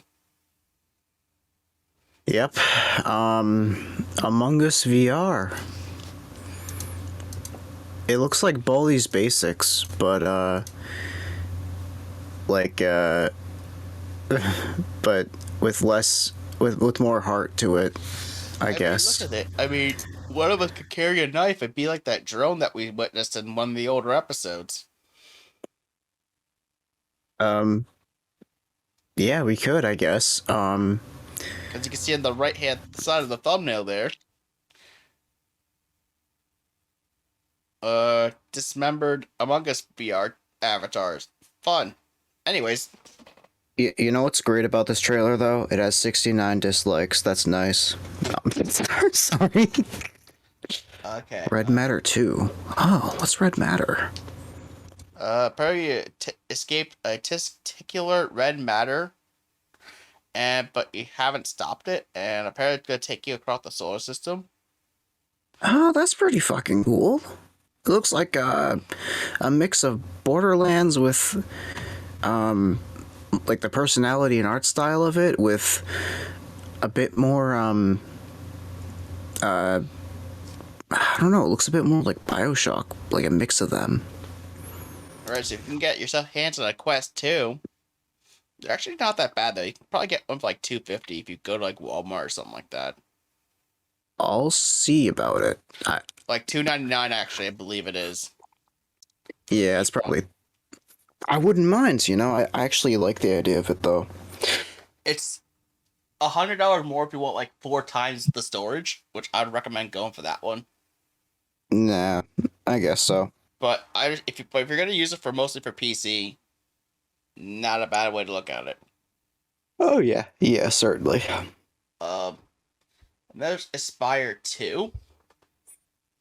Okay. This is apparently a mission where, if you choose accept it, is ultimately to locate and stop the launch of an untraceable supersonic missile. And you wield gadgets and guns and shit. Again, I don't know this game, but... Your mission, should you choose to accept it. Where have I heard that from before? I don't know. But anyways. There's also Moss Book 2. From what I remember, this is a platformer game. Okay. The first one, at least, was, so that's interesting. And they have Ruins Magus. And you can see it's a VR JRPG. How is that gonna work? A 3D game. JRPG, though. I don't know. And then Cities VR. This is Cities Skyline, but in VR. Oh, hey. That's pretty nice. I hope it runs good. I hope so too. That's actually a really cool concept. I like it. A VR I really city builder. Yeah, I like this too. I agree with you. It'd be like having unlimited space, and you have unlimited resources, unlimited money, and you can order all of the diorama shit you want, but it's all digital. Mm-hmm. I'd love that. It's like, and you could be Godzilla too, I guess, or something. Yeah. I don't know. That'd be a cool mod. Somebody do that. Yep. And there's also Beat Saber electronic mixtape, and there are mentioning that there's going to be from artists such as Deadma and Marshmallow, Pendulum, and more. So it's just an electronic mixtape. So cool electronic music. I have to play some more Beat Saber. I had a lot of fun with that game on my Quest. I wouldn't mind it. And they also, I think one that might interest you a little bit is Resident Evil 4: The Mercenaries. Actually, no, it doesn't, because I found out that they, I might get some heat from this, but that's fine by me, because they ruined Leon's personality in this game. You know, in this game, Leon flirts with Hunnigan, who's the, comms operator. And they made him, like, they cut out him flirting with her. And I don't know why. Because the VR version or the original game? Because I heard the original. Only on Oculus Quest 2.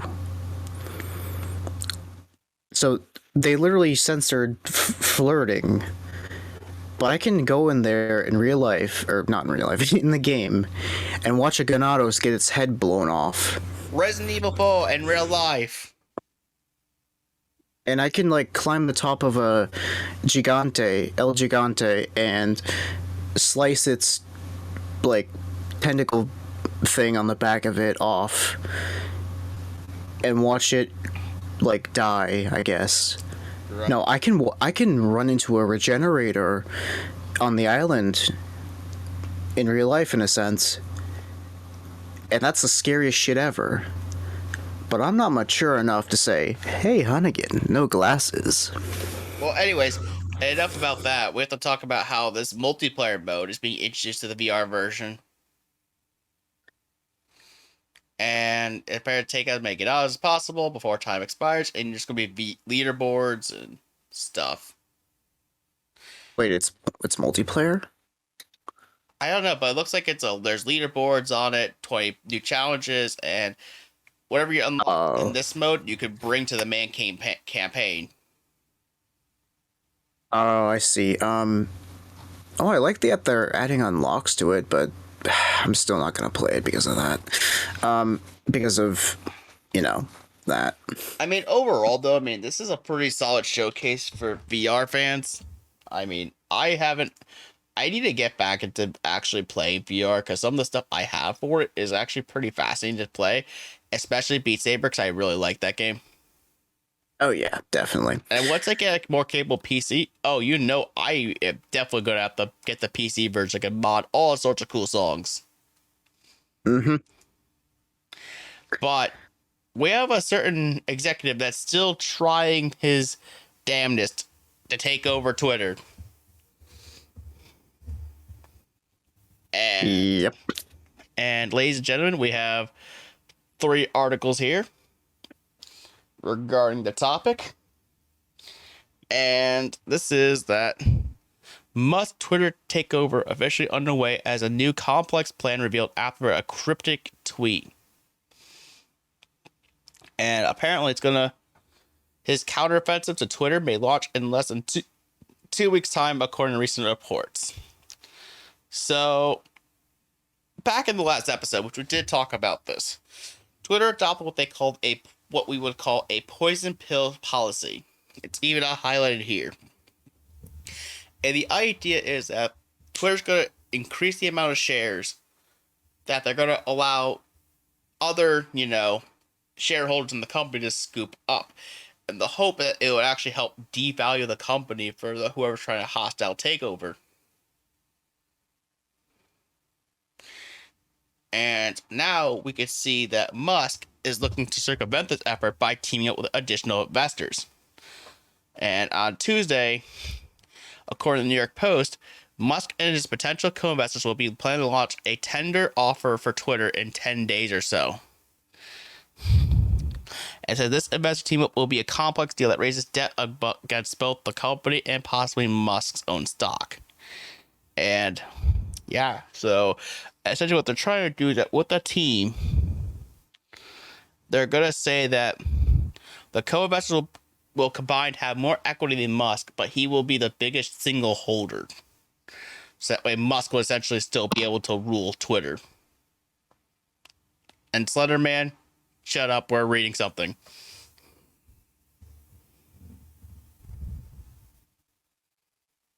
He knows when he's needed. Anyways, Musk may also try to partner with investors, including Oracle Corp, given that its chief executive, Larry Ellison, is on Tesla's board, along with a group of private equity firms, including Thoma Bravo, Bloomberg intelligence analyst Mandeep Singh, and Ashley Kim. So yeah, and you can see this tweet right here. Love me tender. That's the tweet right there. You have to scroll down quite a bit to see it. Okay. Give me 1 second. It's on the Independent article, right? No, it's a Western Journal article. Of course. I try to organize it so I read first to last. I see. Because the Independent article we're going to get to in a few seconds, because it's actually a very short article. Yeah. But So So you have to go to the Western Journal article. No, I see it. Interesting. And according to Wikipedia, a tender offer invites shareholders to sell their shares for a specified price within a particular window of time. The price offered is usually at a premium to the market price and is often contingent upon a minimum or a maximum number of shares sold. So essentially, what he's going to try and do is sum this all up. He's going to gather a group of investors, including someone in his own Tesla's board.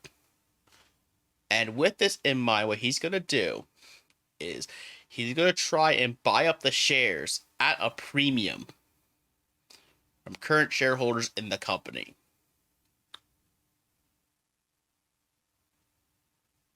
This is all plot. Okay. Additionally, now we get to move on to the independent article, which states that Ron DeSantis threatens to punish Twitter for blocking Elon Musk takeover.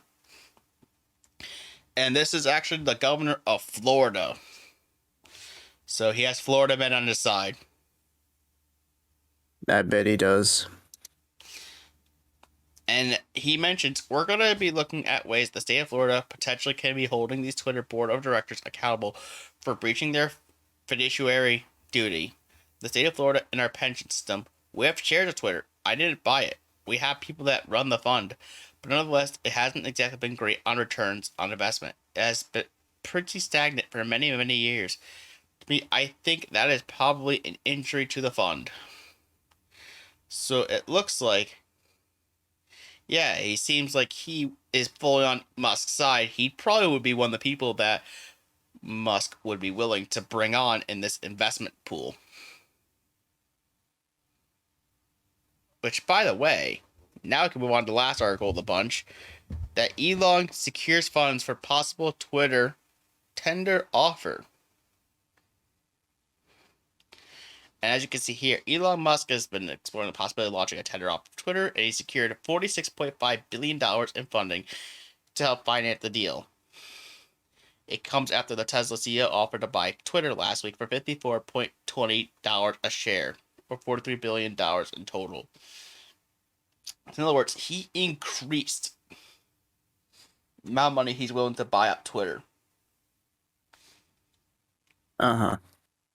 And it also mentioned what a tender offer is. And then Musk hinted at this on Tuesday morning by tweeting, "Blank is the night," referring to American author F. Scott Fitzgerald's 1934 novel Tender is the Night. Now, if you don't know who F. Scott Fitzgerald is, he also wrote the book The Great Gatsby. Mm-hmm. And yeah, so pretty much, what do you think of Elon Musk's retaliation against Twitter for implementing a poison pill?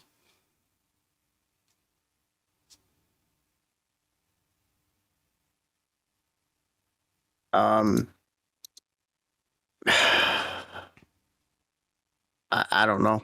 I'm unfortunately not very equipped to talk about this whole thing, other than I don't know. All I can really add to it is just money talks and bullshit walks as usual. Right.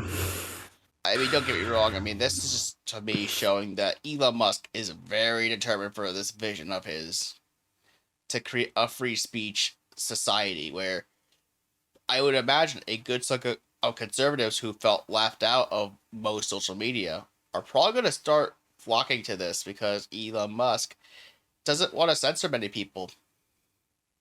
Yeah.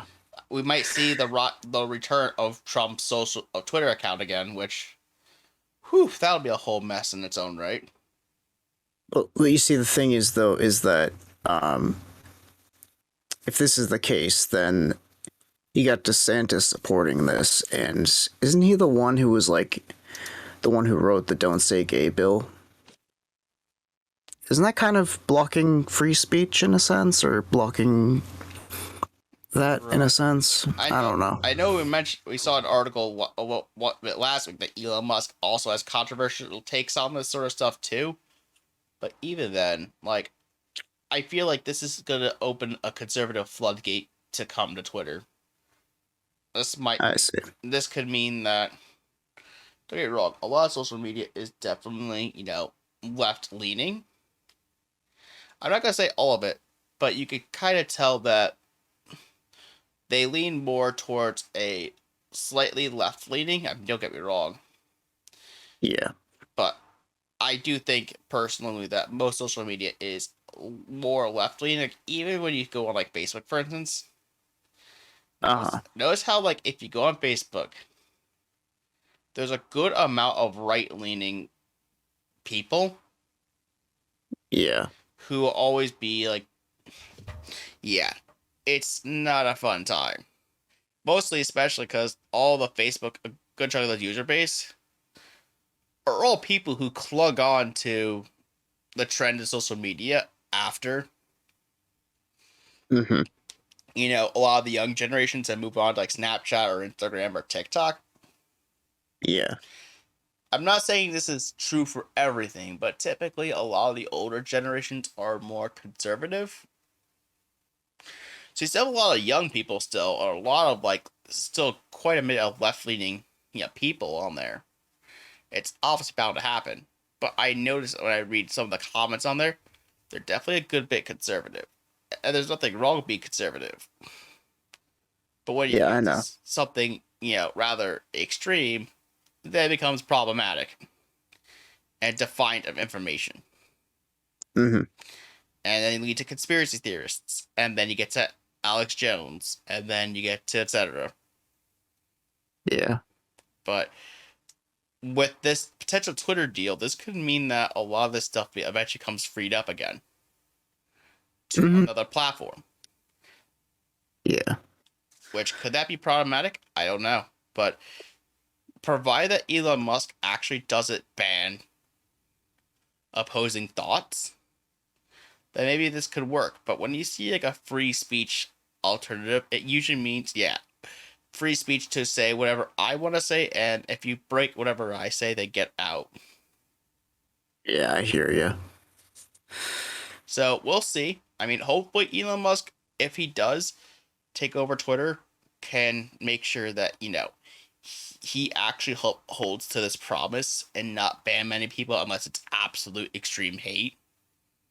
Of course, yeah. But we'll see. But also, Yeah. though, let's move on to Google actually trying to block third-party call recording apps. Yeah, one thing it's just like about that previous thing is like there's always going to be some sort of bias with something, I swear, Yeah. Nothing's ever 100%, I guess, libertarian, I guess, in a sense, like very do whatever the fuck you want. Just don't tread on my rights, I guess. Yeah. There's gonna be biases. Right. Let's just get on to this topic now. Yeah. And as you can see, Google will block all third-party call recording apps on Play Store from May 11th. And pretty much what comes down to is that according to some changes to the Google Play policy initially spotted over on Reddit by user UNLL apps, this means that there will be further restrictions placed on access to the accessibility API by developers. Pretty much what happens is that this has actually been used as a workaround to enable remote call audio recording. But Google will now not allow apps listed on the Play Store to use the accessibility service from May 11th. And they cleared up any confusion about this policy change in a recent developer webinar. And pretty much what this is saying is, if you're using a third-party app, no, you can't do this anymore. But if you have like a default dialer like Google Phone, Me Dialer, and other that have native call recording functionality built into specific devices, then it's okay. If this makes any sense. Yeah. Um.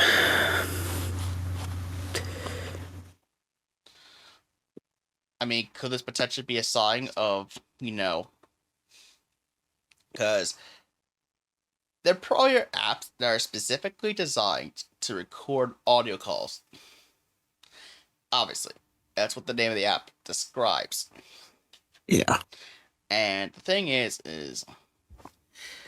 that, as we can see from the change, this means that change user settings without their permissions or prevent the ability for users to disable or install any app or service unless authorized by a parent or guardian through a parental control app or by authorized administrators through enterprise management software, or work around Android built-in privacy controls. So pretty much what this means is that they could use these apps to essentially record calls without the other person's permission. Okay, which is very gray depending on the state and hell, even the country you're in. So yeah, like imagine if, for instance, like you and I were calling, right? Yeah. And because of the permission on the apps and everything like that, I could technically be recording a call without your permission to do so. Okay, so this Discord call, for instance. Mm-hmm. I mean, if you didn't say, oh yeah, obviously you disclosed. Matter of fact, how the fuck would I be acting like this if I know we're recording, of course. But for example, that and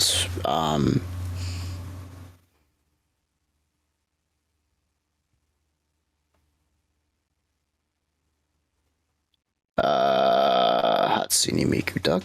Okay then. Anyways, sorry I went silent. Just a certain something appeared on the screen that shouldn't have. Luckily, it wasn't any bad pop-ups. It was just a physical object that came through the computer screen at lightning speeds, otherwise known as Hatsune Miku Duck. Oh wait, no, the Roadrunner. Remember? What the fuck? Anyways,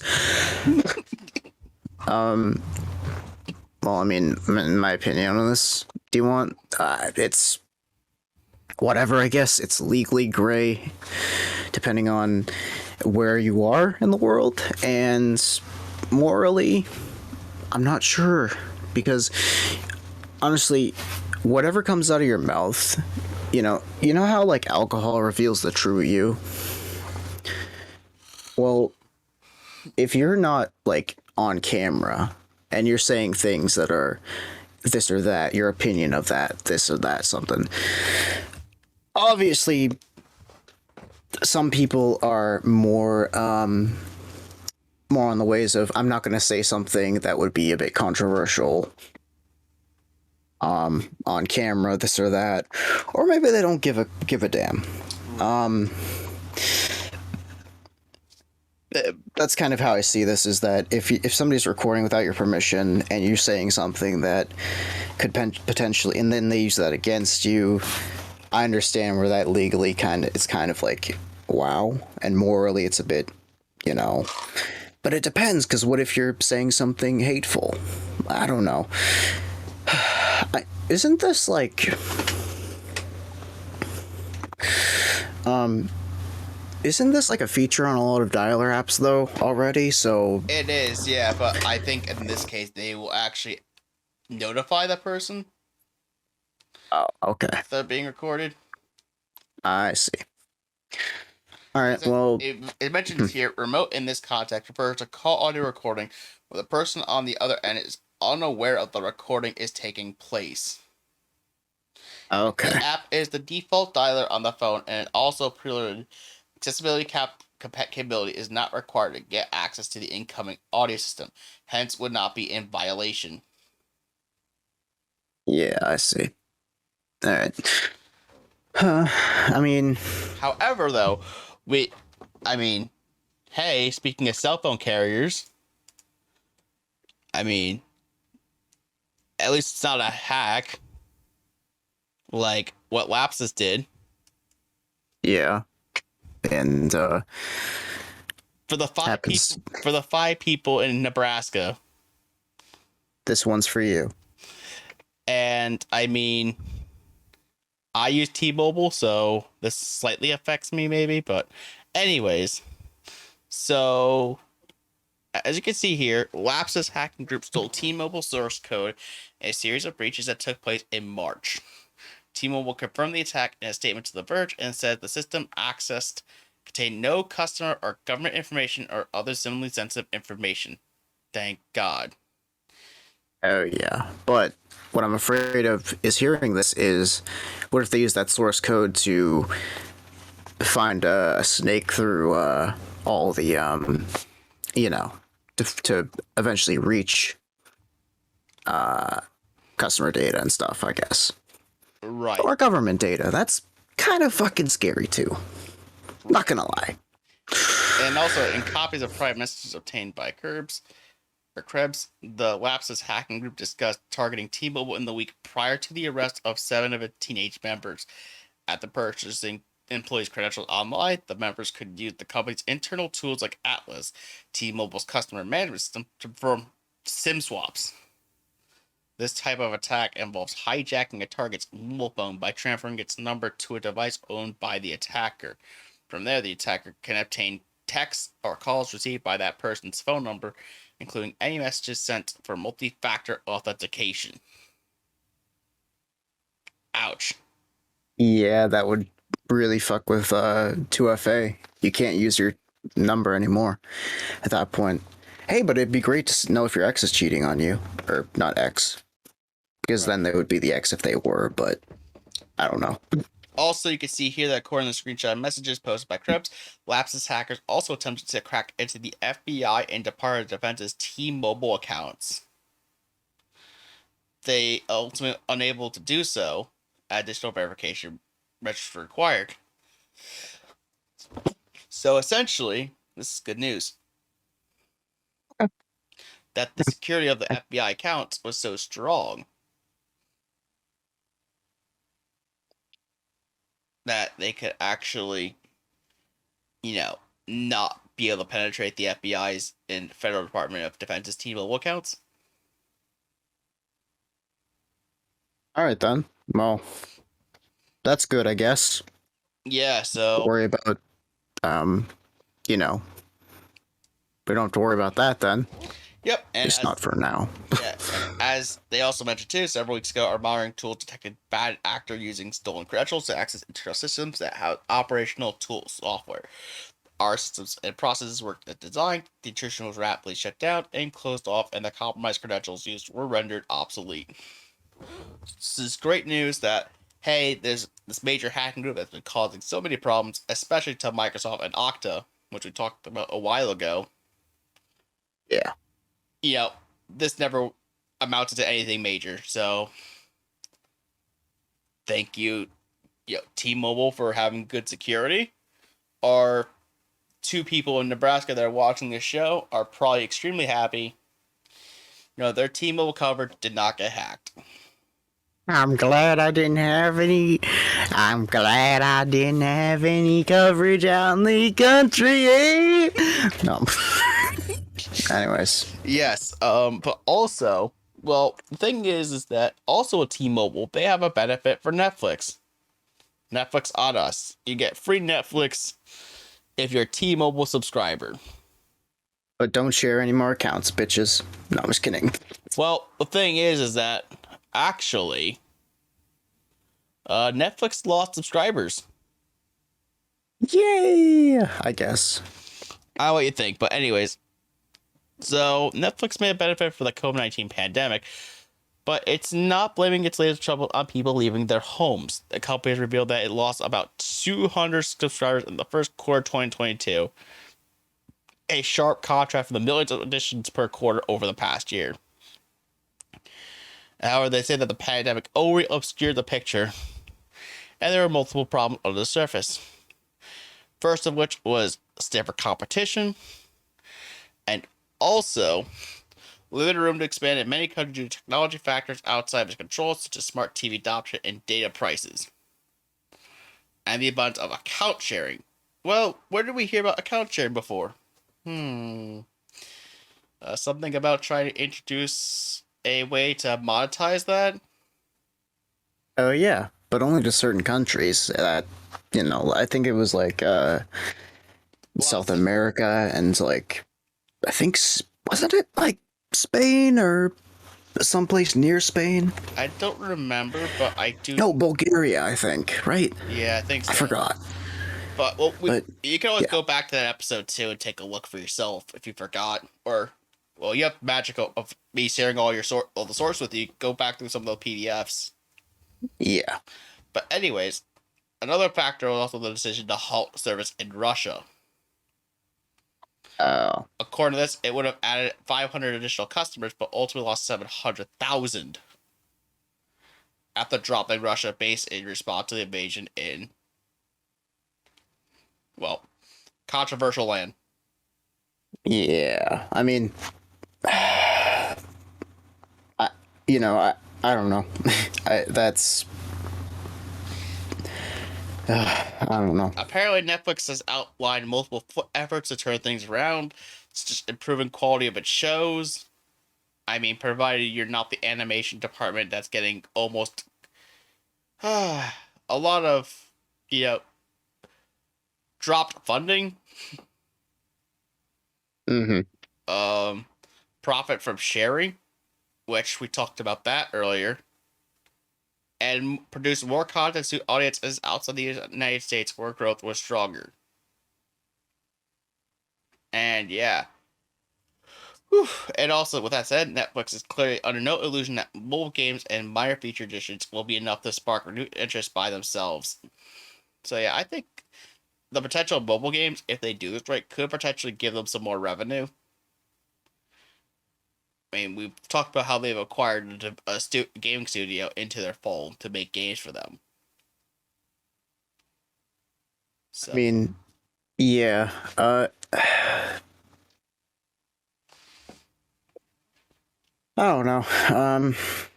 But keep in mind, though, too, that what might help them, too, is also that Netflix is planning to offer cheaper ad-supported subscription tiers. And this was also revealed in that earnings call. Which, yep, so as you can see, the ad-supported memberships will be added as tiers, and members who don't mind paying full subscription fees don't have to be subject to advertisements. And they mentioned how it worked for Disney, Hulu, and HBO. And hey, if it worked for them, why not try it ourselves? I guess so. But yeah, back to everything with Netflix. What do you think of them losing subscriber count? And well, I think it might be the lack of interesting content that's exclusive to that, and the fact that a lot of well, not the same content, I recently wanted to get into Stranger Things because I thought the concept of it was interesting, yet I had no idea what it was about. So, I mean, I think the lack of compelling content, I guess, like they don't have as many exclusive things that are worth subscribing for, worth experiencing because of it, I guess. And I think the lack of exclusive content, the fact that they're charging so much more when, yeah, I mean, actually you can kind of get like content to watch that's for free. You can watch, I don't know, YouTube even. Like, maybe even YouTube is impacting Netflix because there's YouTube that you can get a bunch of free content that's supported by ads. Or YouTube Premium, which I have YouTube Premium. That. Or maybe it's the fact that you can get a lot of paid content that is still worthwhile. Or like for instance, what's up? Or like the article mentions, you could just get like Disney Plus, HBO Max, Paramount Plus. Yeah, get a smart TV that has a built-in thing, and or just get a Fire Stick or something from Amazon, and you got Amazon that has Hulu and Disney Plus and Paramount and a few other things. You got so much more value in a Prime subscription, even though it went up to 15, which I actually just got hit by, and I was like, wait, why is it 50? Why is it $14.99 now? What the hell? Yeah, and also like Prime Video too, so that's another one to consider. But Yeah, I think that Prime Video itself is fine too. and that's the thing I think that making this whole situation interesting. You have multiple, you know, multiple other subscription services. You have them losing out on Russia because they wanted to be, pro Ukraine, which we are in support of that too, just so everyone knows. Mm-hmm.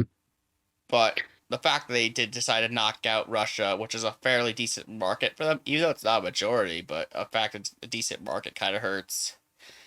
Yeah, And which that everyone's I mean, home, or using like one TV, so there's not much reason to have multiple accounts. Yeah, Kind of shows quite a number of things. But yeah, overall, I mean, I don't really watch Netflix.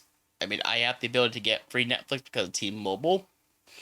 But even then, like, I probably would check it out for the Cuphead show. yeah. And maybe Sonic Prime, but that's about it. Another thing is like, what was it? I was gonna say something about it, but I just feel like Netflix. What the fuck am I saying? I feel like Netflix is kind of turning into Blockbuster in a sense, because like they're not evolving with the times. They're just charging more, and they have less of a value to them nowadays, and they're less convenient because of we're not we're not allowing you to share accounts anymore, we're not allowing you to do this or that. I feel like they're just not getting with the times. I think the thing too is, keep in mind, Netflix, there was a time in which you could just watch everything on Netflix. Everything. And then what happened was, one day a lot of streaming companies were like, hey, let's not put things on Netflix, create our own streaming services, and call it a day. And then a lot of things flocked off of Netflix. Yeah, and isn't there the whole thing with like VPN stuff where you have to use it to watch certain things in different countries? So obviously the stuff that's being geographically locked, I think, is, one, it's anti-consumer in my opinion, but I also think that might be hurting Netflix too, because I agree with you on that one, but I think we have a couple more topics to talk about, one of which we get to bring shouldn't be a thing. We get to bring K-pop into this episode. Yeah. Thanks, thanks, Apple. And you know what is even worse about this article that I just realized? This entire article is just a bunch of puns based on the, based on their songs. We got some brilliance, as in, if you look at the very end, those who work hard enough to shed some blood, sweat, and tears. Okay, hopefully no blood. You'll have to be on. Oh shit, my headphone fell out. Which, by the way, is the perfect date for a spring day. The last one is great for hip-hop lovers. If BTS is your idol, this news is probably dope or fire. So stay tuned. And if BTS or dance is not your thing, then life goes on. Which, I actually clicked on this. I thought it was gonna be Little Ditty about Jack and Diane, and then I clicked on it. It was a BTS video, and I was like, God fucking damn it. I got clickbait. Yep, so, ladies fucking Mellencamp. So, get ready for a dynamite workout. Apple has a few updates for Fitness Plus timed with International Dance Day. And that's coming up on April 29th, so pretty soon, you're going to get BTS dancing next week on Apple Fitness Plus.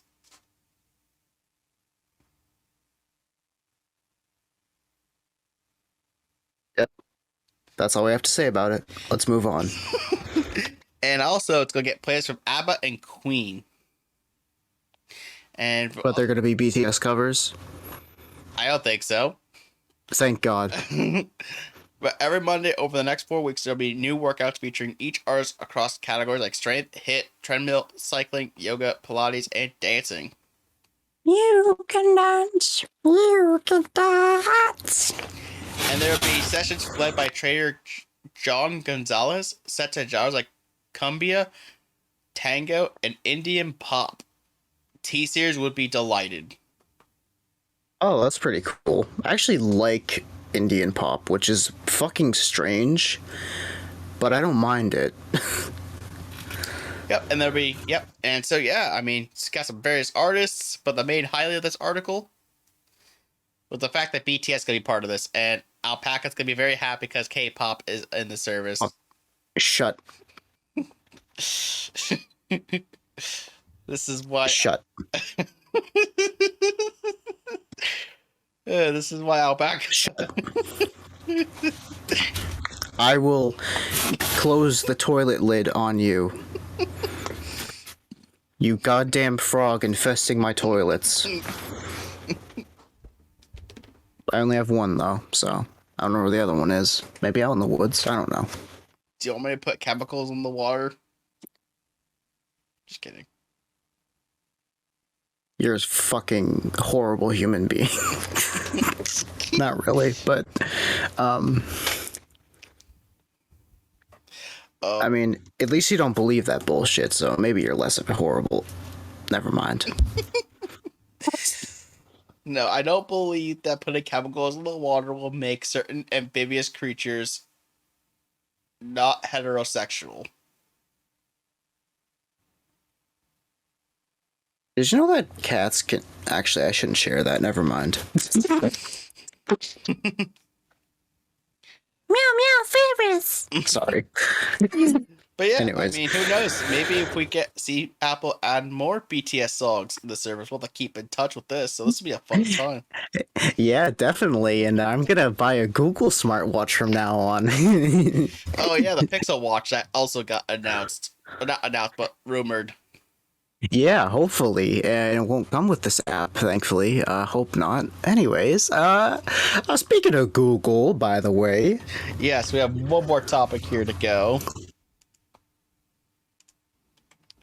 And this is the fact that Google is partnering with the United States Department of State for heritage sites. So essentially what they're doing here, which I think is pretty cool at least, is they added 1,100 ambassadors fund projects in over 113 countries around the world. And the United States Department of State is making it easier for people to explore cultural heritage sites from around the world thanks to a partnership with Google Arts and Culture. Announced as part of World Heritage Day, the dedicated section will let people virtually explore heritage sites from 1,100 ambassadors fund projects over 130 countries around the world. And it says cultural heritage sites and traditions are a point of pride for people the world over, but they also require care and vigilance, wrote U.S. Department of State Lee Satterfield. That's why the State Department's Cultural Heritage Center works with governments and organizations to preserve and protect cultural heritage from both natural and man-made threats through the U.S. Ambassadors Fund for Culture Preservation. And a couple cool things. I mean, while you can't necessarily see the tweet directly, this is the actual tweet right here, and you can click the link here. And it'll take you to this website. Mm-hmm.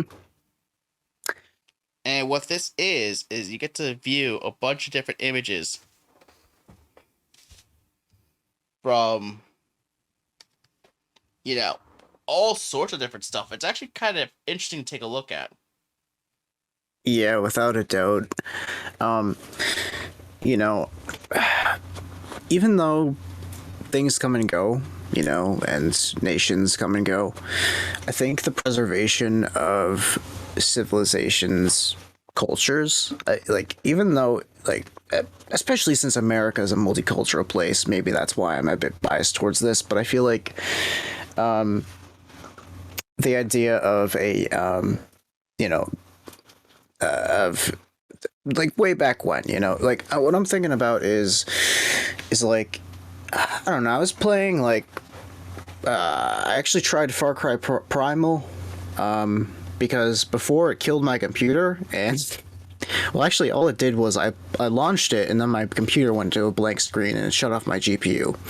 So that happened, but I re-downloaded it and everything was fine. And I was like looking at the culture of the Wenja and the Udam, that there are different tribes throughout the game. There's like a Sun tribe.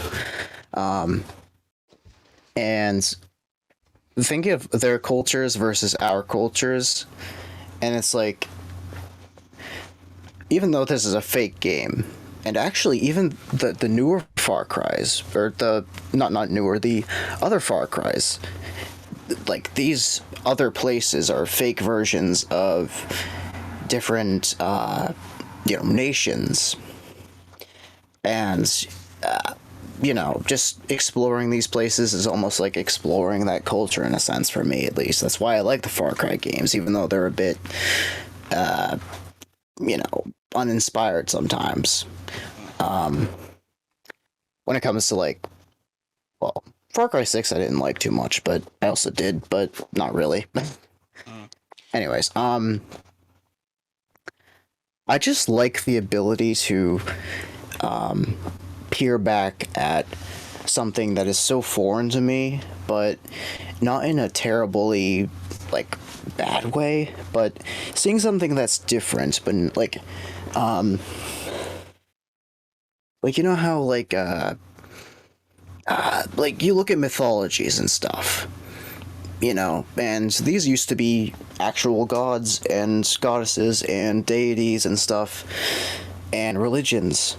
These actually used to be religions, but now they're mythology because nobody really believes in them, right? So, like, and then you look at the actual, like, culture of the Greek way back then, and it's, I don't know, for me it's interesting because it's like, it's history, but it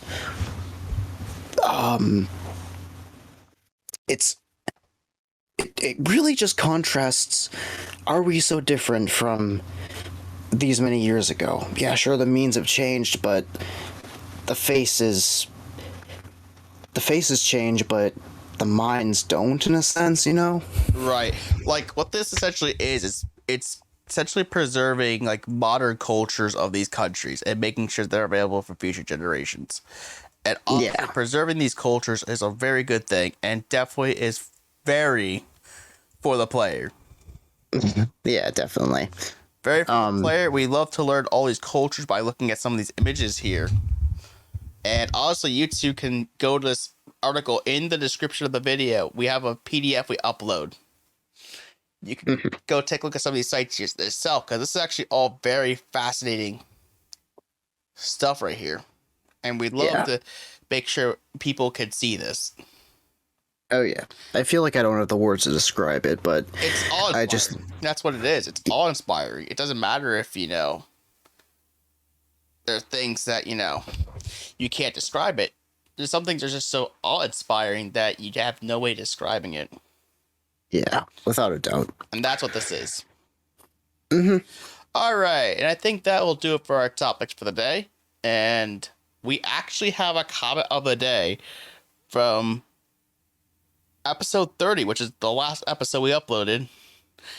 And it's from Alex STK. And he says, "Nice, keep it up. I'm viewing this on my phone right now because I don't want to make my computer crash."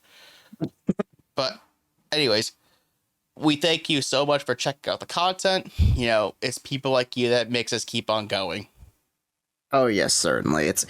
I was like, wait, we actually got a comment? Oh my god, I like it, and it was, well, it wasn't really constructive as much as an emoji. At least it was a, nice content, like we're actually doing something right in a sense, not just a pure meh sort of thing. That's what I approve of in mine, thank you for the comment, though. I'm not trying to seem like, oh, well, you could have said, well, by the way, improve that. I'm not being like that. I'm just like, it's nice to see somebody saying something, in the comments, even if it's a little thing. Oh, absolutely. And I approve of more comments, criticism, and I am happy to see a comment finally, and that we are doing something right here. Thank you, Alex. I appreciate your comment. I know you appreciate his comment, or her comment. Actually, Alex is a gender-neutral name, sorry. Their comment. Yeah, there you go. And I don't know. I went big for a second there. I don't know why. You might win because it pleases the soul, and that you had a. Okay, maybe your soul is not pleased. It went big, huh? T-posting Slenderman. Anyways. Oh shit, the mic went tiny. Oh fuck, it's big! Oh, sorry. Anyways. Yes, so guys, if you like what you saw here today, make sure you like, comment, and subscribe, or follow us, depending on where you're watching this.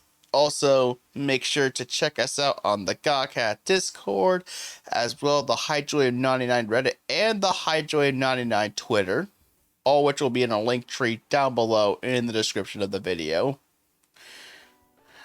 I am HighJoy99. And I'm FluufAlpaca of Fall Through. Yep. And we'll see everyone next time. Bye, everyone. Bye. Whack. Whack. Fucking